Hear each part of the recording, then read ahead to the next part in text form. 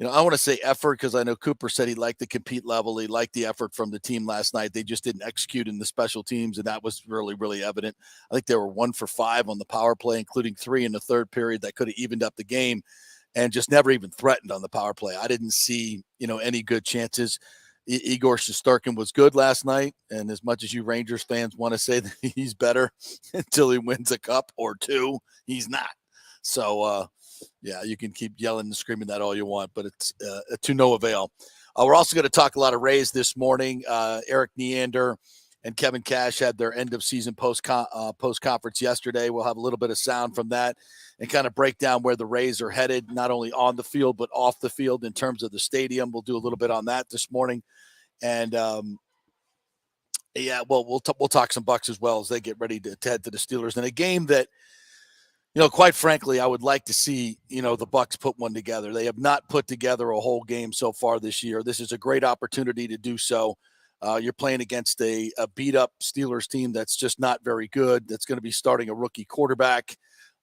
Your offense has been on the, they had a great first half. When they go up tempo, they're very, very tough to stop, but I'd like to see them do to the Steelers what the Buffalo Bills did to the Steelers last week, and that's boat race them. So what is it going to take for this Bucs team to put it all together in all 3 phases and get a complete win? We haven't seen that yet. And we'll hear from Tom Brady as well. So we got a full show for you here today. Oh, also, Dave Archer is going to join us at 11:30. He is the analyst for the Falcons, radio analyst. We've had him on many, many times. And just, he's had a chance to break down the film. And I always like to get a different perspective from some other teams and other eyes. And Dave's, obviously a former NFL quarterback and great analyst in college and pro football. So give us a feel for where he thinks the Bucs are at and the Falcons as well. But I told him to kind of zero in on where he sees the strengths and weaknesses of the Bucs. So we'll get that for you at 11:30. Is welcome in Nick Edis this morning from outsider.com. How you doing, partner? I'm good. Stream is up. We are all good and all good to go on all facets here. Apologies for the little computer issue, but we're rolling here. Lightning last night. I know you said you missed the first period.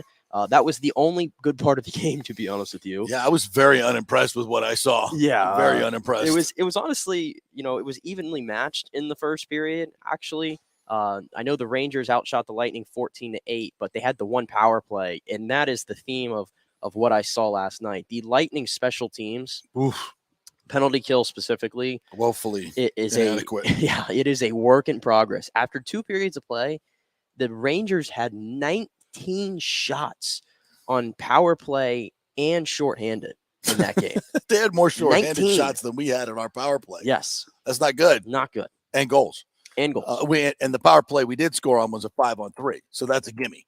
Their 5-on-4 power play looked inept, to say the least, and it's not like they've had any changes there. That's the thing that you really want to hang your hat on this year is their power play. That's where all their stars are on the ice at the same time. Let's freaking go. And the Rangers did. I'm trying to remember in the second and third period if I saw even a dangerous shot that Shesterkin had to make a great save on. And I think there was one Stamkos one-timer where he had to come across the crease, but it wasn't, I give it a 5 on the danger scale. They weren't even really creating any good chances on the power play. And that's when it was 2-1. I mean, that's when you should be at your best trying to even things up. You got 3 chances in that third period from the officials. Obviously there were penalties, but you got to make them count in that situation. And I don't even think they came close. No, and disappointing. There were a few things last night that caught my eye. We already had talked about the defense, and I don't think Cal Foote had his greatest night next to Victor Hedman last night. Did not see that. And then offensively, you look at your best players, and usually when you lose games like that I think are lopsided, you look at your best players. Nikita Kucherov, not impressive to me. Not impressive to me. I thought he had chances where he came in. If you recall, he had that one. I don't know if you were watching at the time. But he had one where he came in on the right side. He had a nice pass, but I think it was Cal Foote that sprung him in, and he came from the angle there off the boards. And the Ranger defender was coming at him, and Kucherov had plenty of room to skate in or at least take a shot or something. And he looked like he kind of just started slowing up and kind of easing his way in on goal. Right. And he went too deep, and the defender came and just knocked it off his stick. And I saw that play. Never created opportunity. Yeah. And I'm just like, man, like he looks a little stuck in the mud tonight. Like he had one of his Kucherov games. I'll put it that way. Yeah. But encouraging signs, Brayden Point. Clearly, he is fully healthy. I thought he was the best player on the ice last night for the Lightning. He created chances. He was moving, and so. But as we said yesterday, the Lightning are going to be a little bit of a work in progress this year, and penalty kill especially. Yeah, I was reading a little bit of Michigan's column yesterday, and he talked about the road start for this team. 7 of their first 9 games are on the road. 14 of 20 days they will be away from home. And there's some positives to that. Getting those road games out of the way early on is good. I think that's good. They'll take one of their big West Coast trips early on. And as he mentioned, that's a great time for bonding. Like for a young team especially, you get out on the road. A lot of new faces. You kind of do some bonding thing, kind of like they did in Sweden a couple of years ago before they won the first cup. So that's a good thing. The bad thing about that is you don't get a lot of practice time, which you kind of need early on in the season to get your execution better. And Cooper, and we'll hear from John Cooper in a second. Cooper said that was the issue. They just didn't execute. He liked the compete level, and I don't know. It's maybe I'm not as directly tied into it and see the nuances that clearly Cooper does, but I don't know. I don't think they really competed that well in the second and third. Maybe it's just because they just weren't getting the chances, but I kind of thought they were getting outworked for pucks. They were. I thought it was a very flat performance in the second and third. And again, I didn't see the first, so maybe that certainly clouds that was clearly their best period. But this is one of the elite teams in the league. This is the Eastern Conference Final rematch. You got to bring it for three periods, and we didn't see that from the Lightning. So I was underwhelmed by the opener. Really underwhelmed by the opener. And yeah, I kind of get a little pissed off when the Ranger fans are celebrating. But once again, win a cup, and then you could say Igor's better. Vasilevsky, to me, I know Igor is going to get credit with the win, but given what Vasilevsky had to deal with all night, he was the better goalie last night. Yeah, I mean, you could say Igor didn't get a chance to be, but I mean, Vasi made 3, 5 bell saves to me when coming across the crease to make great saves. Again, that's how many times have we said this? This game where probably should have been 4-1 in the second period, and he kept it even and gave the Lightning a chance to win, as he always does. Yeah, and they just didn't take advantage. Listen, I'll give credit to Shesterkin here, and this is why maybe a lot of the chances didn't look threatening. His positioning is world class. Yeah, his positioning is world class. He makes it, and Vasilevsky did this for a while too. I think the Lightning defense has gradually declined a little bit with talent there, and obviously last night with 3 young pieces in there. Yeah.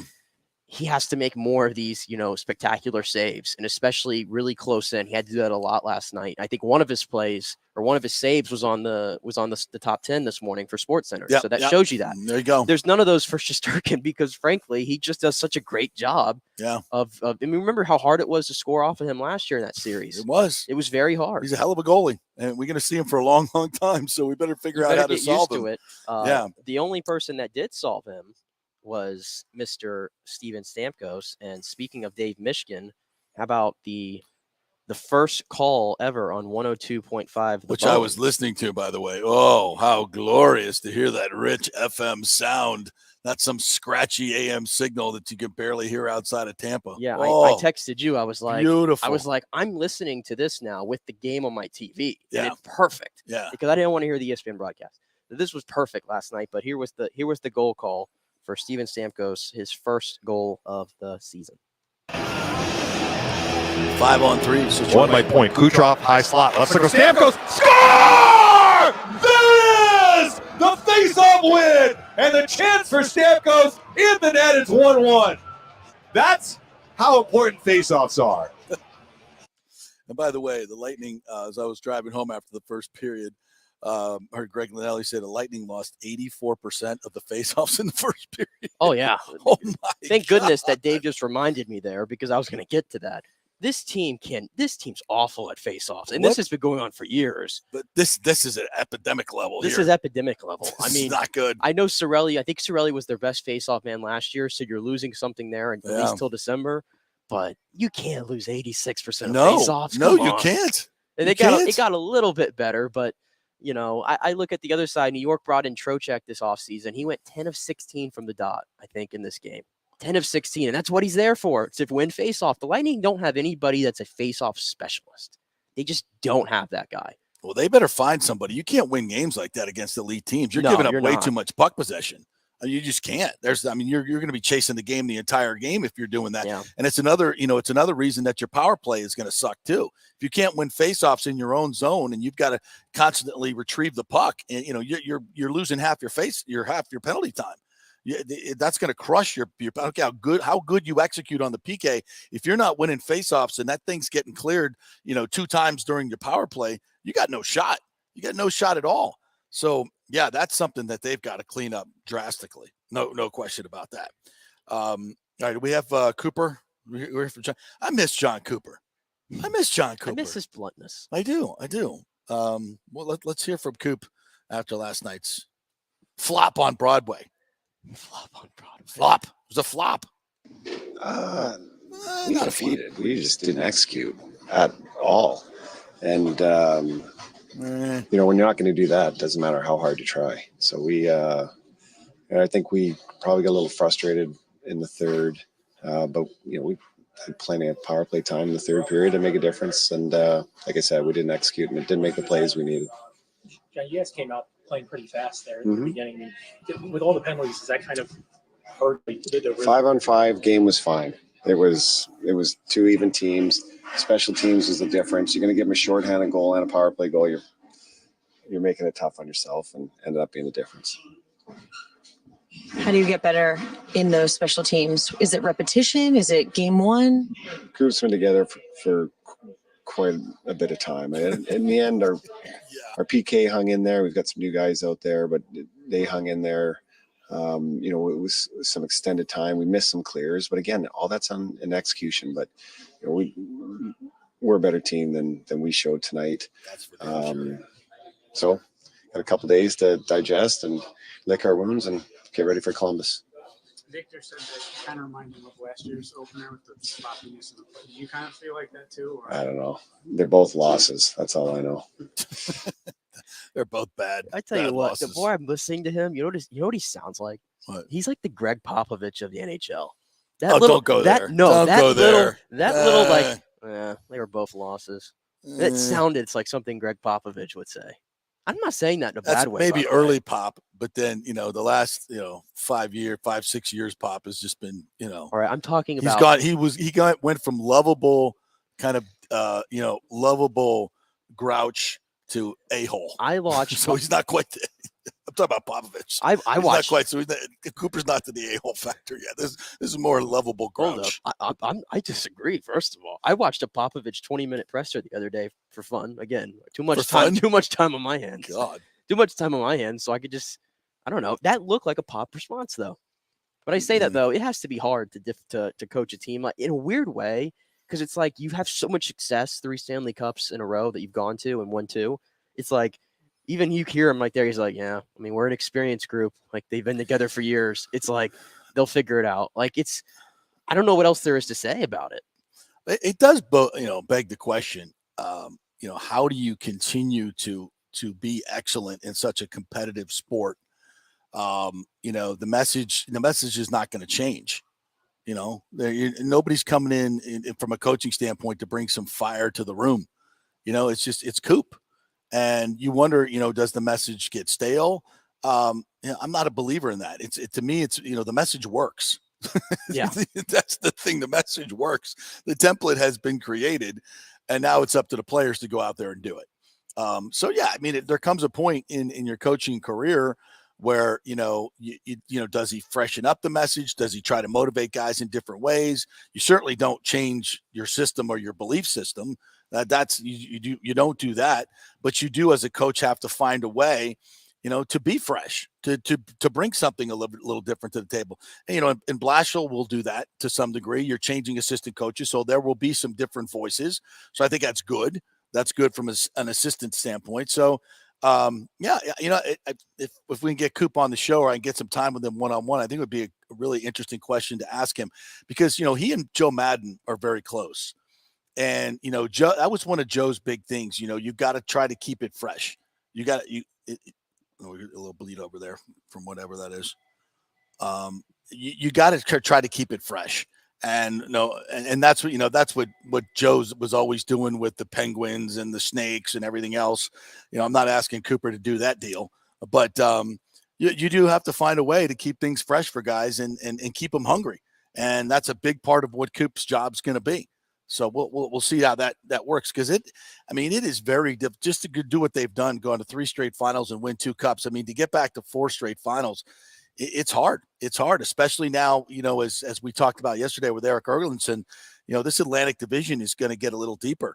Ottawa, Buffalo, some of these other teams are going to be better. Yeah, the gap between the top 4 of Florida, Toronto, Tampa, and Boston, all 4 of those teams were well over 100 points last year. Yeah, there's a big gap last year. The bottom 4 were like in the 75 below. Yeah. But Ottawa spent a lot of money. Buffalo ended the season really well. Yeah. Detroit, everybody has this thing that they're building something, and they're going to take a leap. So, yeah, the points are going to be harder in the Atlantic, so the Lightning are going to have to be much more focused, I think, night in and night out. And again, that's hard. We've already talked about it. It was hard last year to stay focused through an 82-game season, knowing that they just wanted to get in. So it's not going to be easy. I watched some of the shows last night or yesterday before the game, the preview, and again, nobody's talking about this group right now, and I think that's a good thing. I think nobody's picking them anymore. Everybody's moved on to the next best thing. Yeah, everybody wants something else shiny. They never liked Tampa Bay. No, New York's a trendy pick to make the Stanley Cup this year out of the East. And, I've heard the Edmontons, the Colorados in the West, and nobody's really talking about the Lightning. Everybody thinks that this is it, and this is over, and it's going to be the hardest coaching job for John Cooper yet. Yeah. And maybe that's true.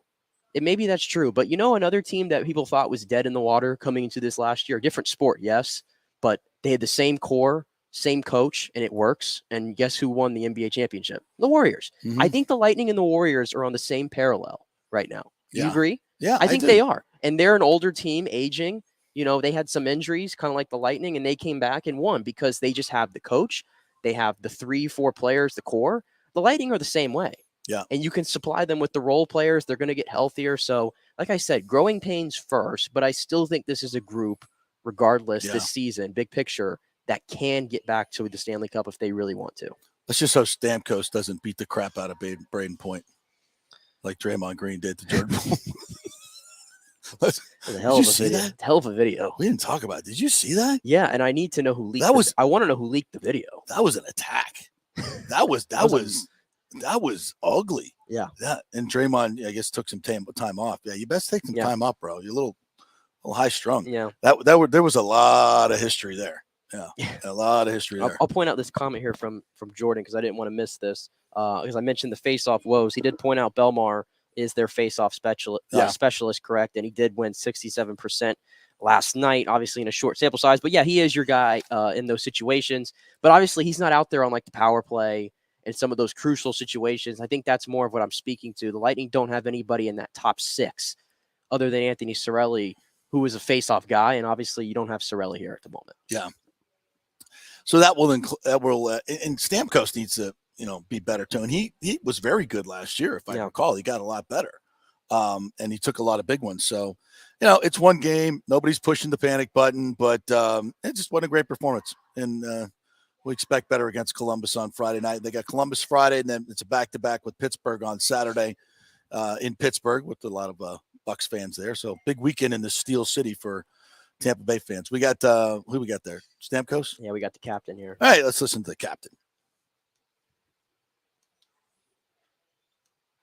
The captain, Steven, what's your initial assessment of your team after first game of the regular season? Well, it's first game. I didn't think the execution was quite there. A lot of special teams, and they won that battle. We give up a shorty, and then we give up one on the power play.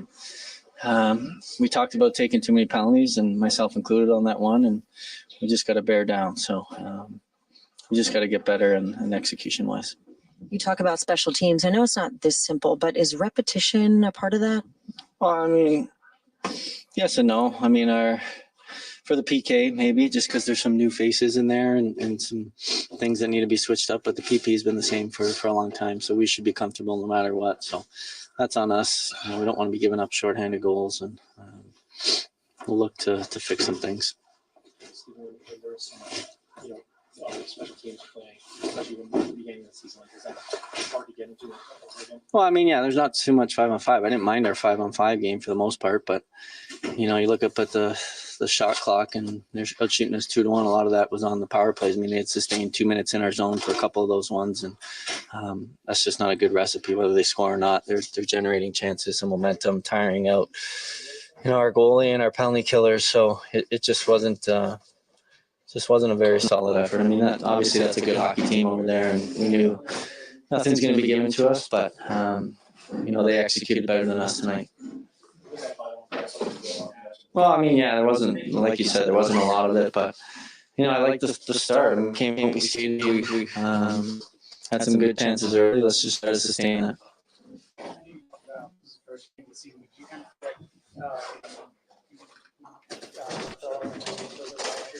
No, it's a new season. There's nothing in these games mean absolutely nothing compared to what they did last year in the playoffs. It's not even comparable. Yeah, thank you for that, Steve. So shut up, Ranger fans. It's one win in an 82-game regular season. You got boat raced in the last 4 last year. Remember with Vasi with a .955 save percentage. So shut up. Was that the question there? Like, did something linger from the end of the playoffs? Is that what it was? It's kind of like the whole Chiefs thing. The Chiefs circled that on their schedule. They're going to come in and whoop the Bucs ass, which they did. Full credit, you did it. But okay, that was your Super Bowl payback. You don't get a ring. Sorry, bro. You don't get a ring. You don't get an Eastern Conference banner for taking a 2-0 lead and then going flat against and Vasi shutting you down. I mean, sorry, it's meaningless. It's one game and it's a regular season. It's meaningless. That just reminded Rangers me of. Fan. What? Do the hold up? I don't want to get you on this rabbit hole. So sure, I might just hold off my comment. No, here. go ahead. I don't really want to. No, we can move on. No, you have to say it now. Do the Rays still put up those wild card banners They when do. they get to the wild card? They do. Can we meaningful games in September? Do we have to put that up? What, the wild card banner? Do we have for to this put year? for this year? Do we have to put that up? Please, no. That's an embarrassment if they do. Well, somebody thinks they do. Wait, didn't they do it last? I feel like they did it last year, but they did Realize they didn't do like a ceremony for it like they usually do. We're going to get to. We might as well get to the Rays right now. Do you realize the Rays did not win a game after they poured champagne all over their heads? Yeah. Not a game. I was listening to Rick Stroud's podcast with Steve Versnick, and they mentioned that, and I was like, "Holy crap, that's right." We talked about this on Monday. The tanking for Tito, was that a thing? And it was. Look, it was the right thing to do. We said it was the right thing to do. At the time, I'm not second guessing. But I also said it was your own. Honestly, it was kind of your only option. I get it, but maybe this is revisionist history. But we talked about it. You talked about it a lot. You want to be playing well going in. You can't just flip a switch and turn on offense. This is not the offense that can flip a switch. Yeah, and I don't. When they say tanking, I think what they were doing is resting their pitching staff. Right, the position players were still playing. Yeah. But the problem was the position players were still playing and striking out. We were trying to get some offense going. I think Yandy and Wander rested a couple days, but for the most part, and those guys were injured. That was smart stuff, but it wasn't the fact that they tanked for Tito. The fact was they can't hit the freaking ball. This lineup is just anemic. And to think that this lineup was going to, in some way, bring some type of postseason magic was a joke. I said it going into the series. I expect absolutely nothing. They're going to be 2-out and hardly score a run, and that's exactly what happened. But this is a conversation that we're going to get into. This is much more structural than it is a decision to quote tank for Tito. This is structural and organization. Why? Because they don't spend money. And that's the bottom line. And people want, and I know John Romano wrote a column that you were very excited about. But when I read it, I was like, this is the same old shit. This is no different. He even said in his column, well, they don't have the payroll to match the Yankees and the Dodgers. Nobody has ever asked for that. Nobody has ever asked to match the Dodgers and Yankees. What we've asked for is to get even close to the major league minimum average, which they're half of. They've been inconsistently in the bottom fifth. And as Romano wrote in his column, since 2008, not one team has won the World Series with a payroll in the lower half. We're talking about teams like when the Royals won it, they were 13th in payroll. They weren't spending $60 million on payroll like the Rays typically do. And I know it got up to 80 this year, but that wasn't even the active payroll. The active payroll was around 40 million most of the year because obviously injuries to Kiermaier were a big chunk of that. But the bottom line is you can't compete with the big dogs the way the Rays do business. You just can't. And of course, famously missing from his column, and once again continuing to say they don't have the financial resources to compete, is complete and utter bullshit.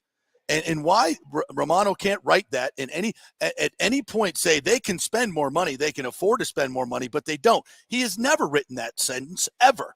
And the Times has never held Stu Sternberg accountable for these crappy payrolls, knowing, well, I hope they know because everybody else knows that their revenues are over $300 million.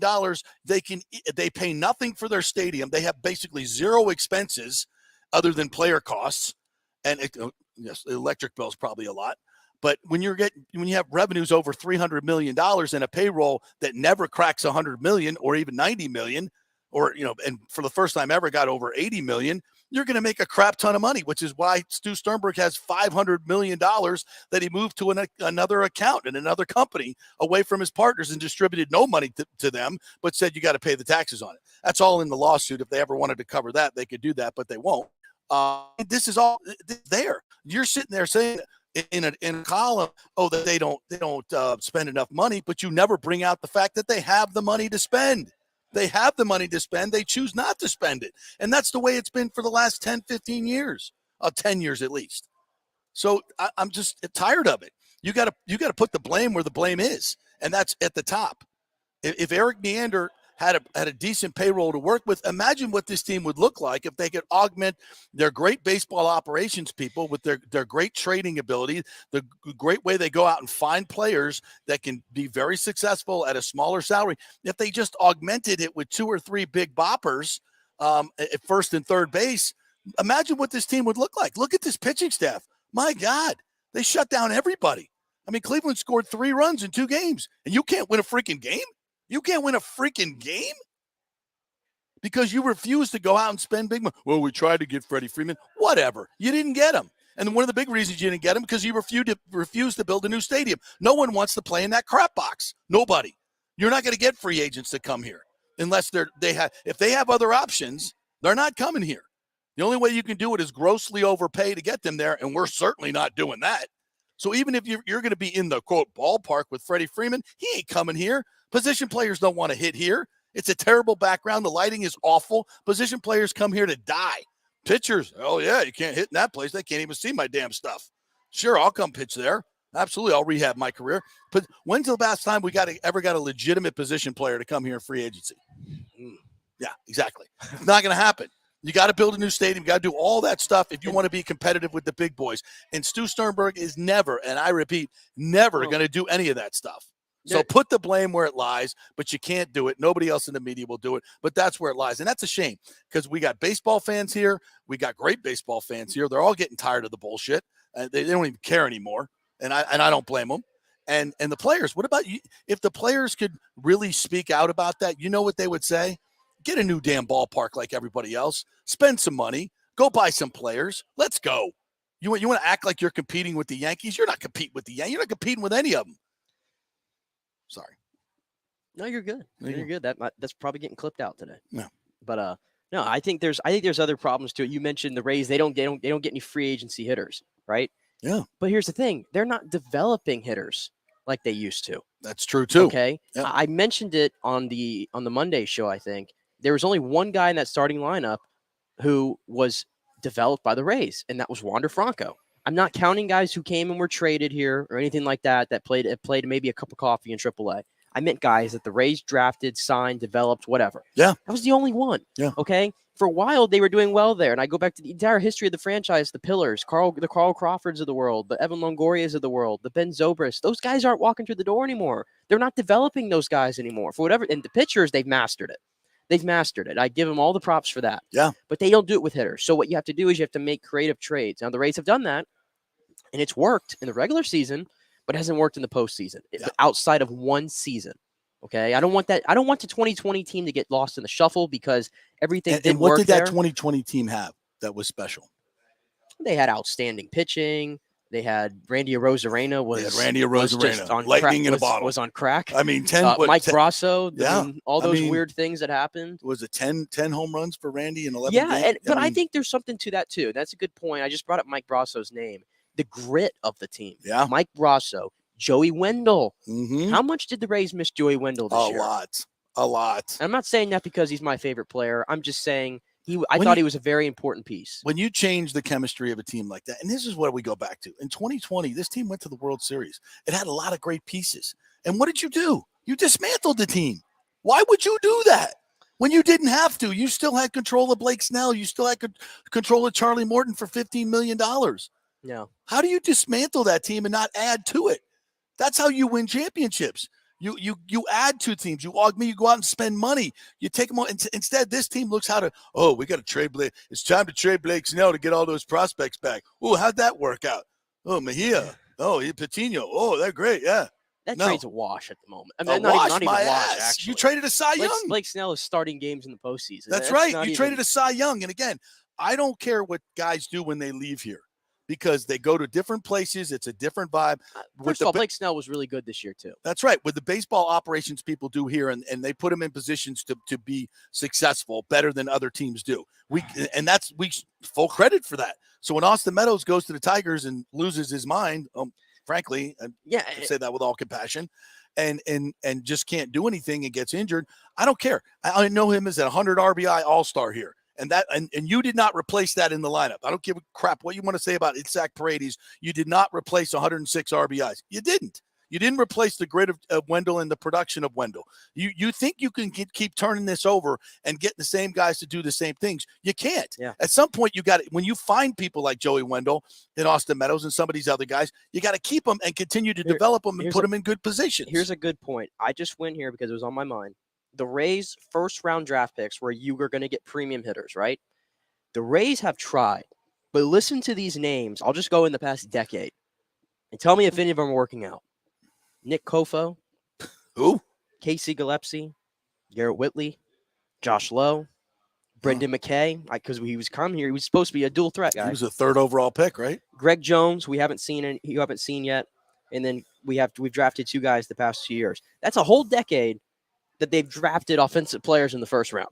Yep, but a lot of them, these picks were, except for McKay, were lower picks. No, the first we got four 21, 20, 13, 13, 4, 22, and 24.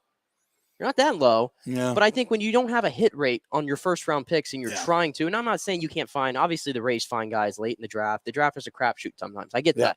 But I'm just pointing it out. They for whatever reason, they don't draft well. They don't draft well when they try to get these hitters in the first round. And I think that's a problem.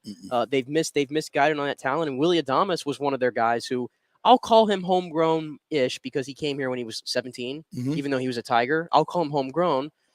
He left here, and he just hit 30-something bombs and hit, 100 RBIs. Yeah. He wasn't doing that here. Well, how much of that is the Trop? I'm at the point where I think everything's on the table right now with the Rays. But I feel like we're already going back into this cycle, and we'll play this in a second here, the Neander Cash from yesterday. But and to be honest, I mean, are these guys doing huge offensive numbers at the lower levels too?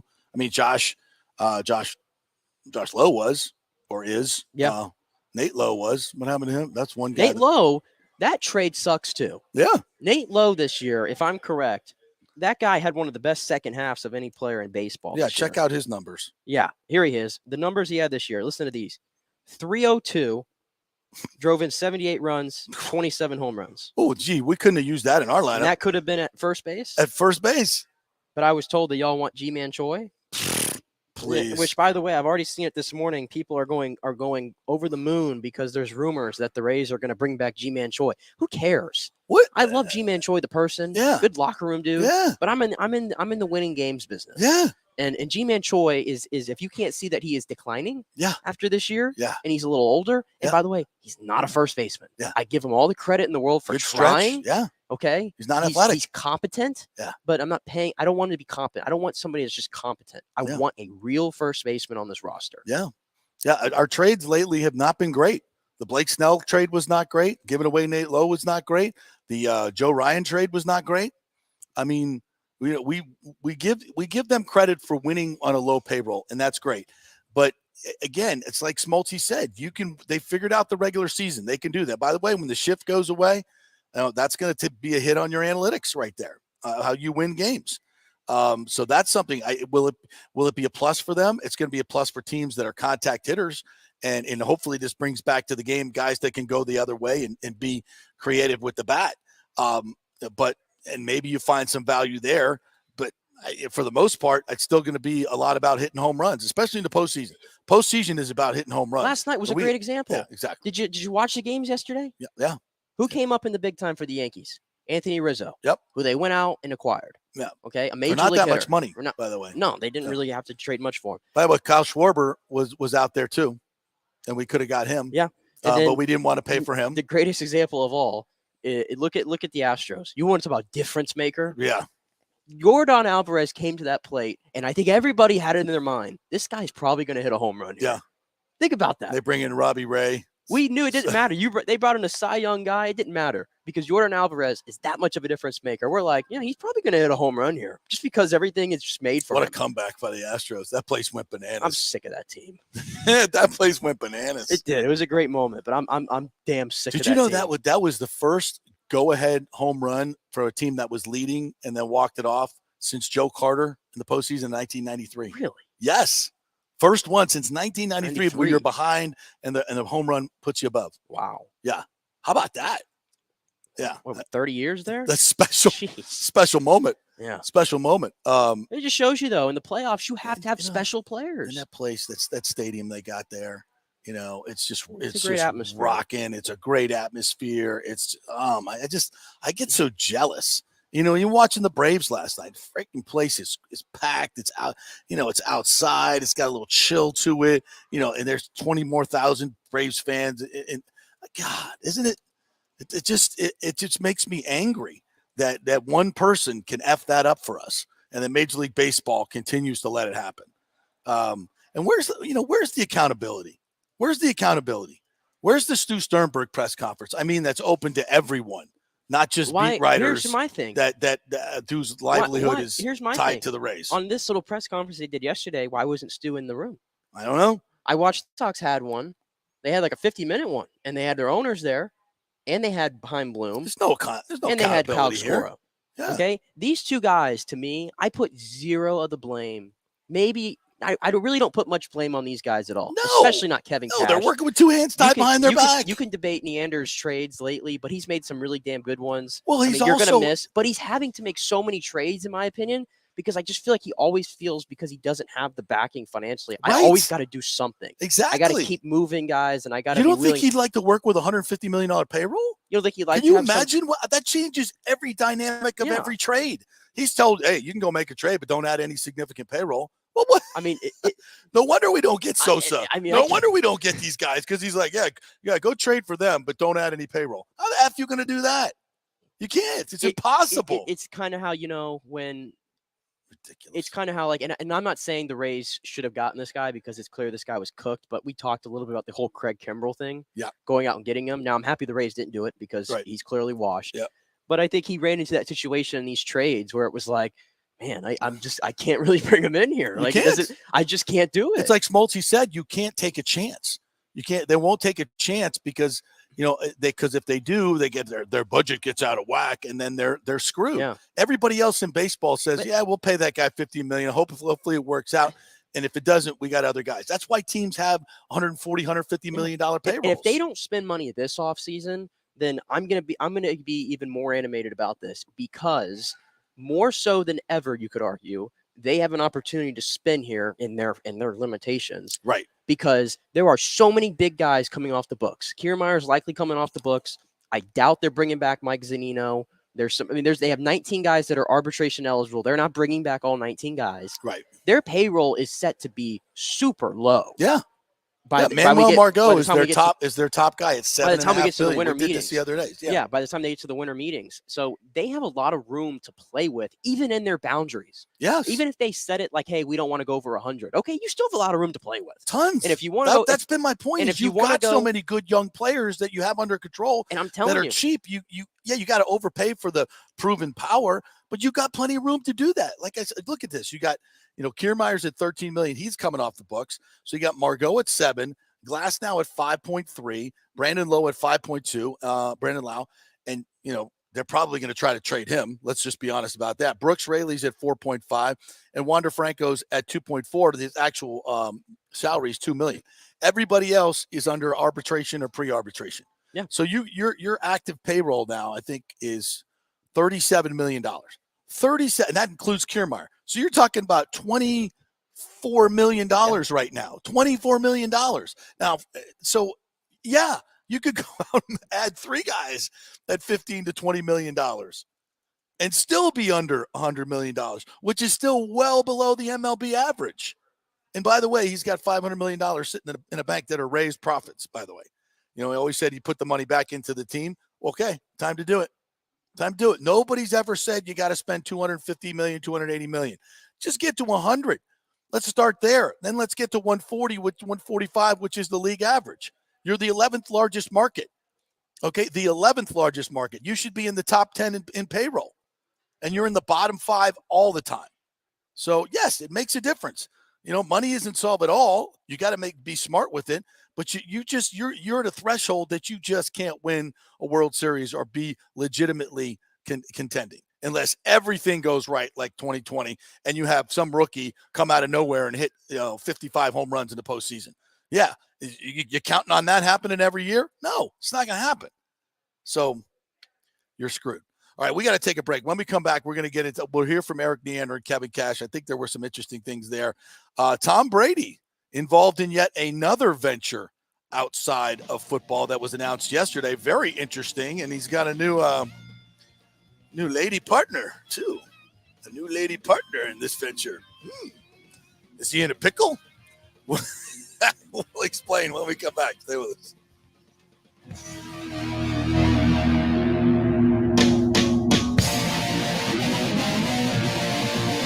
Attention, if you are home shopping or looking for a refinance, and even if you already have the approval letter, you must call my man Scott Fitzgerald at American Mortgage Services. Scott has a brand new program available in the greater Tampa Bay area called the Community Advantage Loan Program. Get this, no money down, no mortgage insurance, no points, no origination fee, purchase or refinance, and loan amounts up to $647,000. Now, there are some application requirements. It must be a single-family home, 1 unit, primary residence, and have a minimum 640 credit score. The program only applies to certain neighborhoods, so you have to call to find out if you qualify. So call Scott Fitzgerald at 813-294-7595 or email him at scott@amstampa.com. Now, even if you don't qualify for that program, Scott will shop your loan around, get you the best rates, and won't charge you the huge upfront fees.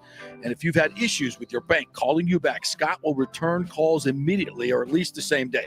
813-294-7595 or email him, scott@amstampa.com. Scott Fitzgerald, MLS 386722, American Mortgage Services, 1000 North Ashley Drive, Suite 1020, Tampa, Florida. Guys, let me tell you about Bay Area Modern Medical Center. Are you experiencing low sex drive, fatigue, hot flashes, moodiness, and you just don't feel like you have the vitality you once had? You're not just getting old, it's likely low testosterone. Studies over the last 20 years show a shocking decline in younger males aged 16 to 39. Older men have seen a sharp decline as well. Do something about it. Go see my friend Christopher Lugo at Bay Area Modern Medicine. Testosterone replacement is not a frivolous treatment. It takes a professional, targeted approach that focuses on total body wellness, vitality, and emotional stability. Not a one-size-fits-all approach like many clinics use. They will monitor your blood work and adjust your treatment as needed for optimal results. Call 844-977-3477 or go to BAMMC.com. Tell them JP sent you for priority scheduling.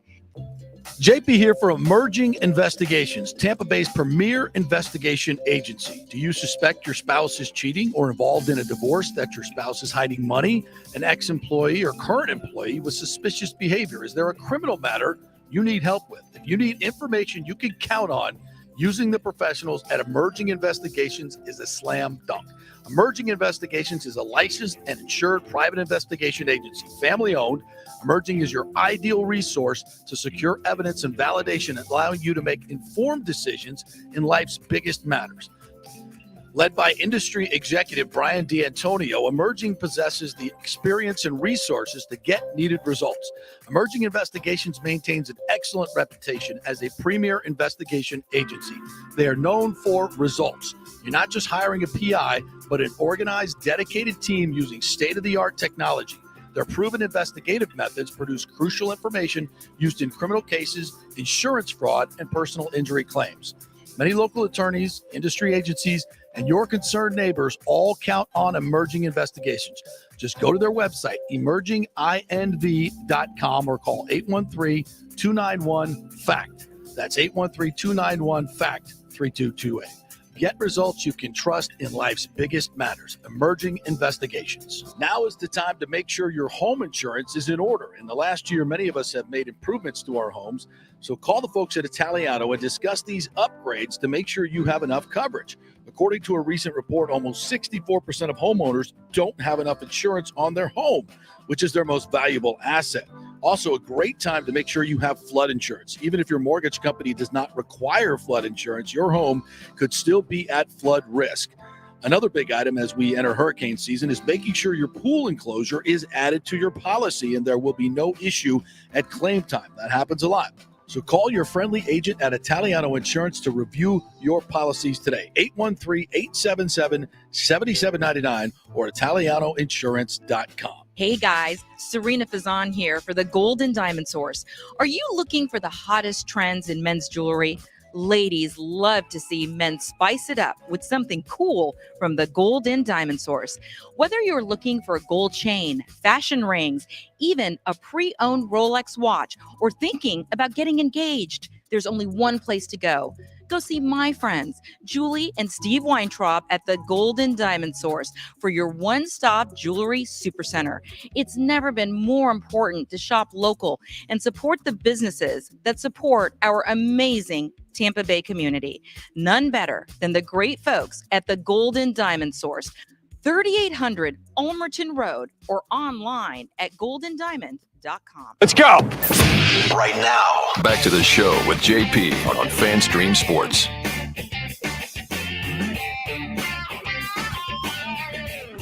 All right, welcome back to the JP Peterson Show. We are presented by Emerging Investigations in our first hour, Tampa Bay's premier investigation agency. Do you suspect your spouse is cheating or involved in a divorce and your spouse is hiding money, an ex-employee or current employee with suspicious behavior? If there's criminal matter you might need help with, well, you can count on the professionals at Emerging Investigations. They are licensed and insured, private investigation agency, fan-owned.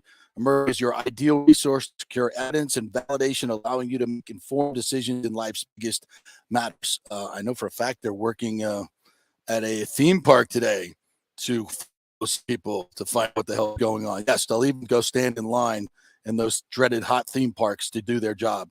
Many local attorneys, insurance agencies, and your concerned neighbors all count on Emerging Investigations. Just our website, emerginginv.com, or you can call them at 813-291-FACT. 3228 is the number.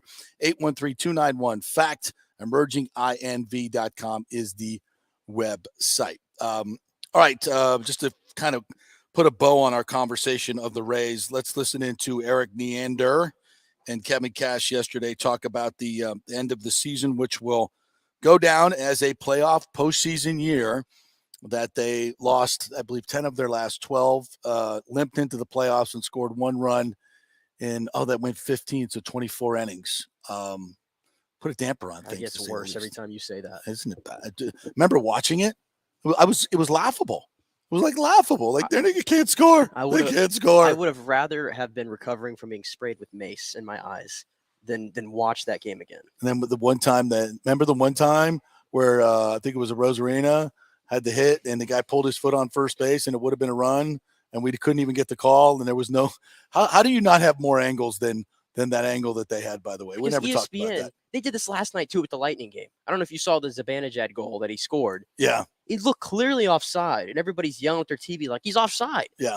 The problem is he was onside, but you could never tell from the angle that ESPN showed, and they never showed a replay of it. How does in a postseason baseball game you don't have a down the line camera? I don't know. They kept showing replays, but none of them. We were so far away. I was like, so far away in a terrible angle. How is it that somebody, random Twitter user, can somehow zoom in that close and find it? And I still couldn't see it on that. And a multi-billion-dollar company can't. Down the first base line, which of course they have a camera down the line for fair and foul. You could have used that camera to show me if his foot was off the bag. It was only the deciding call in the game. I mean, my God, how do we not do that? I just wanted to put this comment up here just for you real quick. I think it's funny from Lonnie Wilkins. Can we get emerging investigations to go after Stu? I think you got something there. Yeah. Cobbled together a little bit of money and somebody needs to investigate it that has a budget. Sorry, we don't. But I mean, maybe there's a newspaper or a TV station or anybody want to do stories on this lawsuit? Anybody? Hello, media? Anyone there? No. I tell you who would do it in a heartbeat. I think we're thinking of the same person. You go first, though. He used to work for Channel 8 Investigations. Has a very famous daughter. A little bit. Yeah, Steve Andrews would be so far up. Well, but they don't do that anymore. Because if you're a advertiser, you will not get investigated. That's how it works these days. Hello, Fire. Anything else? Anyway, back to Neander Cash here. All right, let's do that. The ending to this season we want.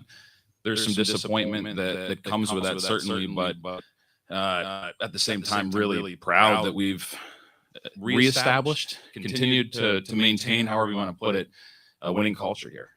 This is something that this season, the disappointment that comes with it, some of that's related to it being our fourth consecutive trip to the postseason. If this season happened in 2018, 2019, there's a different feel than it being our fourth consecutive trip and our earliest exit of the four. So for us, we're really proud of that winning culture.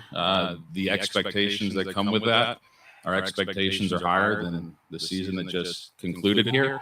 And we embrace the questions and the things that looks embarrassing. We'll see how the offseason unfolds, but if we have that entire staff coming back, coming into spring training, I think we'll all be very excited. They work well. They come into the ballpark. I give them a lot of credit. I think they do as much at times as the players of kind of setting that consistent vibe to come in, try to find a way to get better, and then win a game that night. Any season, it can get long and tough, but you know that the young players that we had came in and did everything they can to prepare. We talked about the left-handed bats. I think the league in general has started throwing right-handed pitchers that are, better equipped to handle lefties. They've recognized that. Everybody in baseball has recognized that. So you don't see those big split right-handers. But to answer your question about the lack of home runs, I'm confident if we get a little healthier and have a little bit more healthy, consistent contributions, and you tack on another year of experience for some of these players, whether it's Isak, Randy's third year or fourth year, whatever it is, Wander, we're going to start driving some balls more consistently. As far as the bunt, I personally don't see it, but we'll talk about it more in spring training. You don't like the bunt?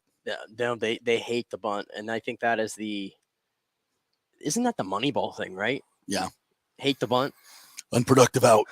That being said, these guys are major league hitters, and they don't know how to put out a bunt at all. Yeah, well, they never work on it. They never asked to do it. They don't. I know, but like, I still expect just any type of form, anything. They're awful at it. I mean, I understand you don't use it as a staple, but you got to have it in your arsenal. I mean, throw people off or something. Well, not only that, but it's part of the damn game.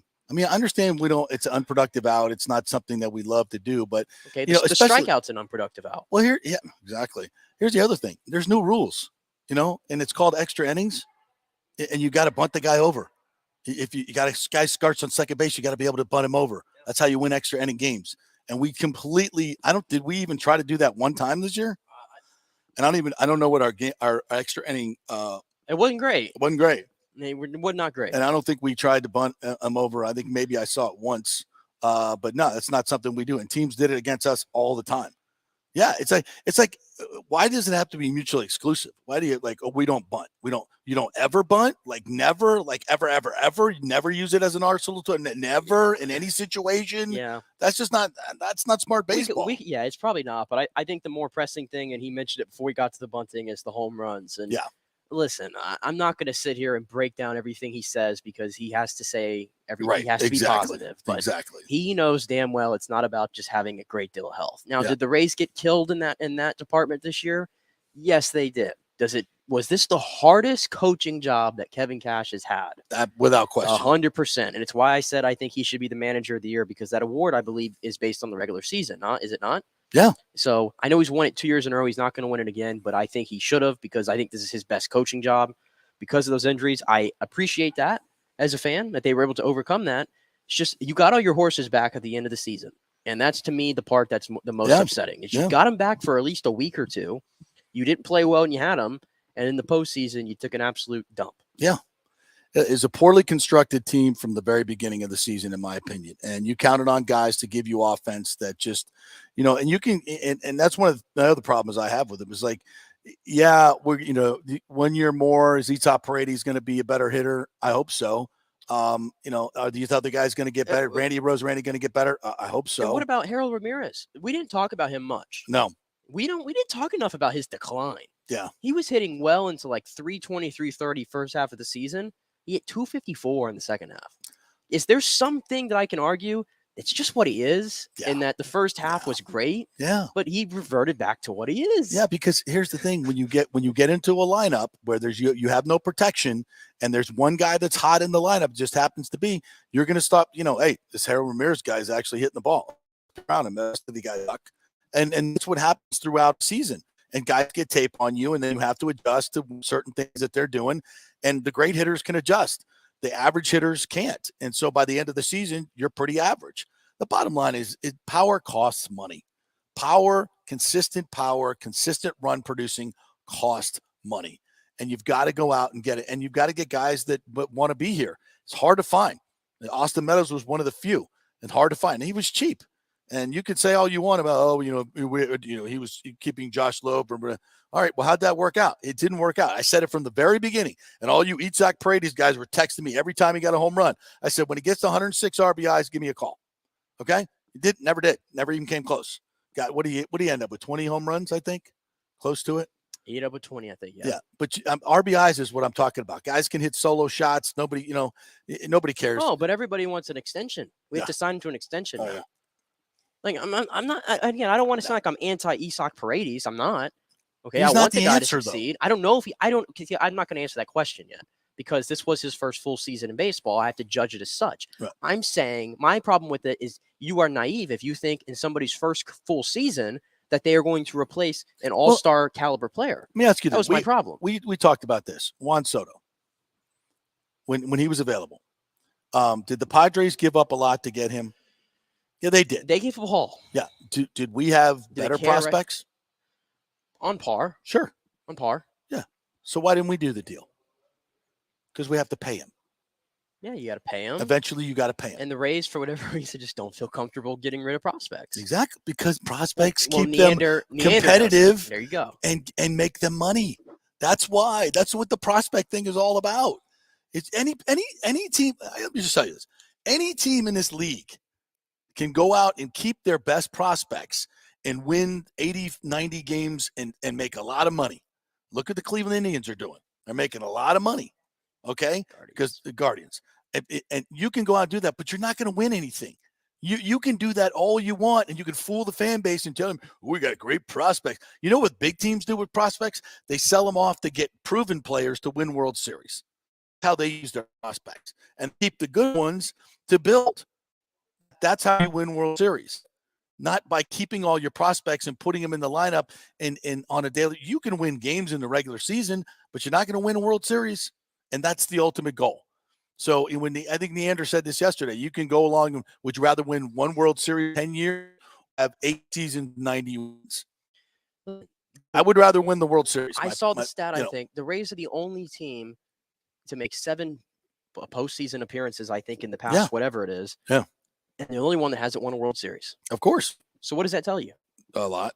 It tells me that you have to spend money on proven hitters to really make a dent and go deep into the playoffs. And we haven't been able to do that. All right, we'll take a break. We'll come back on the other side. We're going to talk a little football, and Tom Brady, we'll hear from Brady.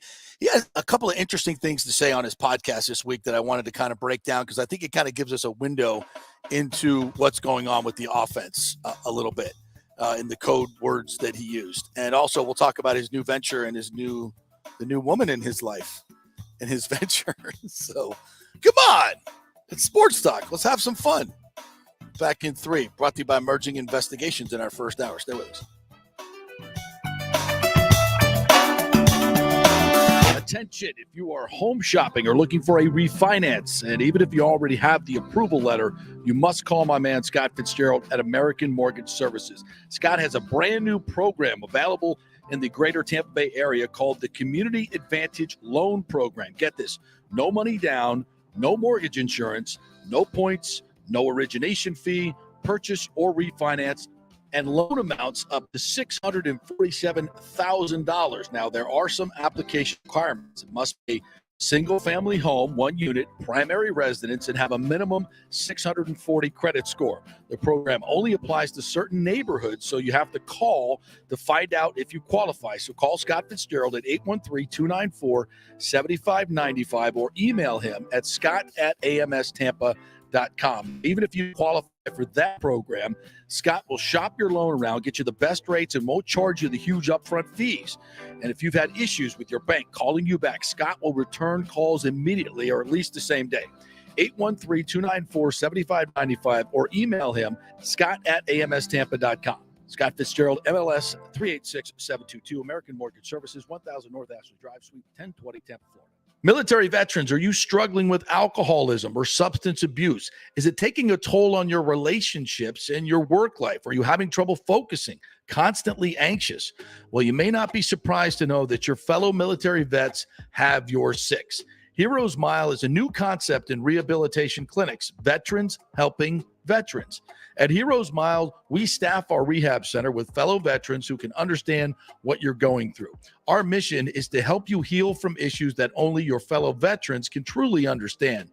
Located just outside of DeLand, we offer a full range of inpatient and outpatient programs dealing with substance abuse, post-traumatic stress, and military sexual trauma. We choose to serve veterans because we know how complex these issues are. You could choose to fight the battle alone or win the war together. We are the community care provider with the VA and also accept most major insurance. At Heroes Mile Rehabilitation Center, we have your 6. Go to heroesmile.com or call 888-VET-NOW-2. That's heroesmile.com or call 888-VET-NOW-2. Guys, let me tell you about Bay Area Modern Medical Center. Are you experiencing low sex drive, fatigue, hot flashes, moodiness, and you just don't feel like you have the vitality you once had? You're not just getting old, it's likely low testosterone. Studies over the last 20 years show a shocking decline in younger males aged 16 to 39. Older men have seen a sharp decline as well. Do something about it. Go see my friend Christopher Lugo at Bay Area Modern Medicine. Testosterone replacement is not a frivolous treatment. It takes a professional, targeted approach that focuses on total body wellness, vitality, and emotional stability. Not a one-size-fits-all approach like many clinics use. They will monitor your blood work and adjust your treatment as needed for optimal results. Call 844-977-3477 or go to BAMMC.com. Tell them JP sent you for priority scheduling. JP here for the Jeeves Law Group. I've known Scott Jeeves for quite some time, and he's just like us, a huge college football fan. He loves his Gators. In fact, he sponsors our Gator Report every Thursday at 11 o'clock with Scott Carter from FloridaGators.com. But he's not just another PI attorney. He is a ferocious advocate for his clients. Scott Jeeves is a board-certified civil trial lawyer and a certified circuit court mediator practicing in Tampa Bay for over 30 years. He is an AV preeminent rated civil trial lawyer and certified circuit court mediator. Folks, these designations are not just given out. They're given only to the best trial attorneys. But more than anything, Scott takes these cases personally. I've heard it from his clients. He's a fighter you want on your side. Insurance companies hate it when they see you're represented by Jeeves. He's just different. 727-894-2929 or go to JeevesLawGroup.com. That's JEEVES lawgroup.com and tell him JP sent you. Ladies and gentlemen, let's rock. This is FanStream Sports with JP. All right, welcome back to the JP Peterson Show, brought to you by me and also BAMMC.com. Start my camera up. BAMMC.com, Bay Area Modern Medical Center.com. Chris Lugo and his medical staff over there will take great care of you. They do off-hours appointments as well. So if you're looking for a new primary care physician that's going to spend time with you, well, then, yeah, that's the one to go to. And also use the modern methods for weight loss, testosterone replacement therapy, all the good stuff that will get you back to full health. Go to BAMMC.com to set an appointment and change your life and get much, much healthier. It's very important these days. And the Jeeves Law Group, JEEVES lawgroup.com. Here's the deal, folks. Scott Jeeves, big Gator fan, is gifted us 4 tickets to the Florida-Georgia game in Jacksonville. So here's the deal. We're going to do a little contest. To win these tickets, you've got to do a video. We're going to put this up on our socials this week. You have to do a video to tell me why Gators or the Gator program is better than Georgia. Why are Gators better than Bulldogs? Use some creativity. I want, if you want to sing, you want to dance, you do want to do a TikTok thing, you do whatever you want. And then we'll take the 2 best entries and give you a pair of tickets to the Florida-Georgia game. How about that? That sounds like fun. So thanks to Scott Jeeves. He brings us the Gator Report each and every Thursday with Scott Carter at 11 o'clock, so you can listen to that tomorrow. Yes, Corey Long's going to join us at 11:15, so we'll talk some Gator football with him as well coming up here in just a little bit. So anyway, Tom Brady has got a new woman in his life. Kim Clijsters. You remember her? The Belgian tennis pro? I'll be honest with you. Pretty hot? No. Was married to Leighton Hewitt for a long time. Who are these people? You don't know who Kim Clijsters is? No. Great. Yeah, Belgian tennis player, won I don't 4 know who the other majors. dude is either. Leighton Hewitt, they're tennis stars from the early aughts. Yeah, it didn't take long for Tom to get involved with another hottie. But this is involved. I'm feeling my TMZ this morning. Literally throwing out some stuff. Yeah, teasing it up. Yes, they are very much involved in a business venture. Pickleball, Major League Pickleball. And I tell you what, I want to invest in this. If this is a public company, I want to invest. I think this is going to be huge. Their Major League Pickleball is doing an expansion team. Although it doesn't say where the expansion team is. Could it be Tampa? Getting pickleball? Well, this is exciting. This is very exciting. Is it? Yeah. Of course, I'm excited at the investment opportunity Clijsters said in his statement. But what excites me the most about becoming an MLP owner is that I get to help shape the future of pickleball, a sport I have come to love with great people who also happen to be some of my best friends. I'm thrilled to help showcase professional pickleball and make an impact on the sport through my experience gained in the top levels of professional tennis. I also look forward to working with that hunky Tom Brady. Okay, I made that part up. Brady and Clijsters are the latest big names to invest in MLP. LeBron James was announced last month as an owner of another expansion team, along with Maverick Carter, Draymond Green, and Kevin Love. Drew Brees, James Blake, former Tampa resident, also involved, and a former tennis champion. The league was founded in 2021, will expand from its current 12 teams to 16 in 2023. It will double its annual events to 6. MLP said prize money is expected to surpass $2 million next season. Oh, wow. So, yeah, that would be, I would go to a pickleball match, a professional pickleball. Have you seen professional pickleball? It's incredible. It's insane. It's insane. You're a pickleball player. I play pickleball every week. Yeah. Not on that level. Okay. We play with the wiffle balls almost. Yeah. I see there's like somebody that always comes on the court next to us and they play with like this tiny little ball. I don't know I think it's the one they use in the pros, right? I don't know. It's like this tiny little ball. And I mean, they're hitting it so damn fast and like they're already on top of each other and they're moving and doing crazy things. It's insane. It's insane. It's like, but it's such a fast growing sport right now. Yeah, and there's a local player getting in it. There's a local player here, and we're gonna have him on the show. He's a professional, and so he's in this league, and he's local. So I'll be interested to know if Tampa's gonna get a team. It would seem like we should get a team. Tampa Bay should have a team. We should, because we're a big market. That's right. I wonder, but the game is kind of small. You know what I'm saying? Like, it's a small court. Yeah. It's smaller than tennis, obviously. It's half the size of tennis. And you can't go in the kitchen. Yeah. So, like, what kind of venue would you, and how big of a crowd could you really get to I mean, obviously on TV, it'd be great. But I kind of go with a little pickleball tournament. I would down with professionals. Obviously, drinking would be very easy sport to drink and play, and watch. Yeah. So there you go. Tom has a new girl in his life, Kim Clijsters. And I did a little research to see if she was still married. I think she just got married again. So to Brian Lynch, who's an NBA player. Who are these people? Yeah, I don't know. It's on the TMZ website, so checks out. Must be true. So good luck with that, Tommy. Now, Tommy, do you have the sound from the podcast from this week? Let me cue it up. Yeah. Yeah, so Brady was on a podcast. He didn't get, he was asked about the roughing the passer, and he's like, he said, he laughed about it. He's like, yeah, I don't throw the flags, it's a contact sport, blah, blah, blah, blah, blah. But he wasn't competent at anything. And, what's he going to say about it? We all know what happened. It was a joke of a call. It changed the game dramatically. I still believe if the Falcons get the ball back, against that tired Bucs defense that couldn't stop the run at that point, I think there's a pretty good chance the Falcons win the game, at least go ahead, and then of course Brady has time to come back and win the game.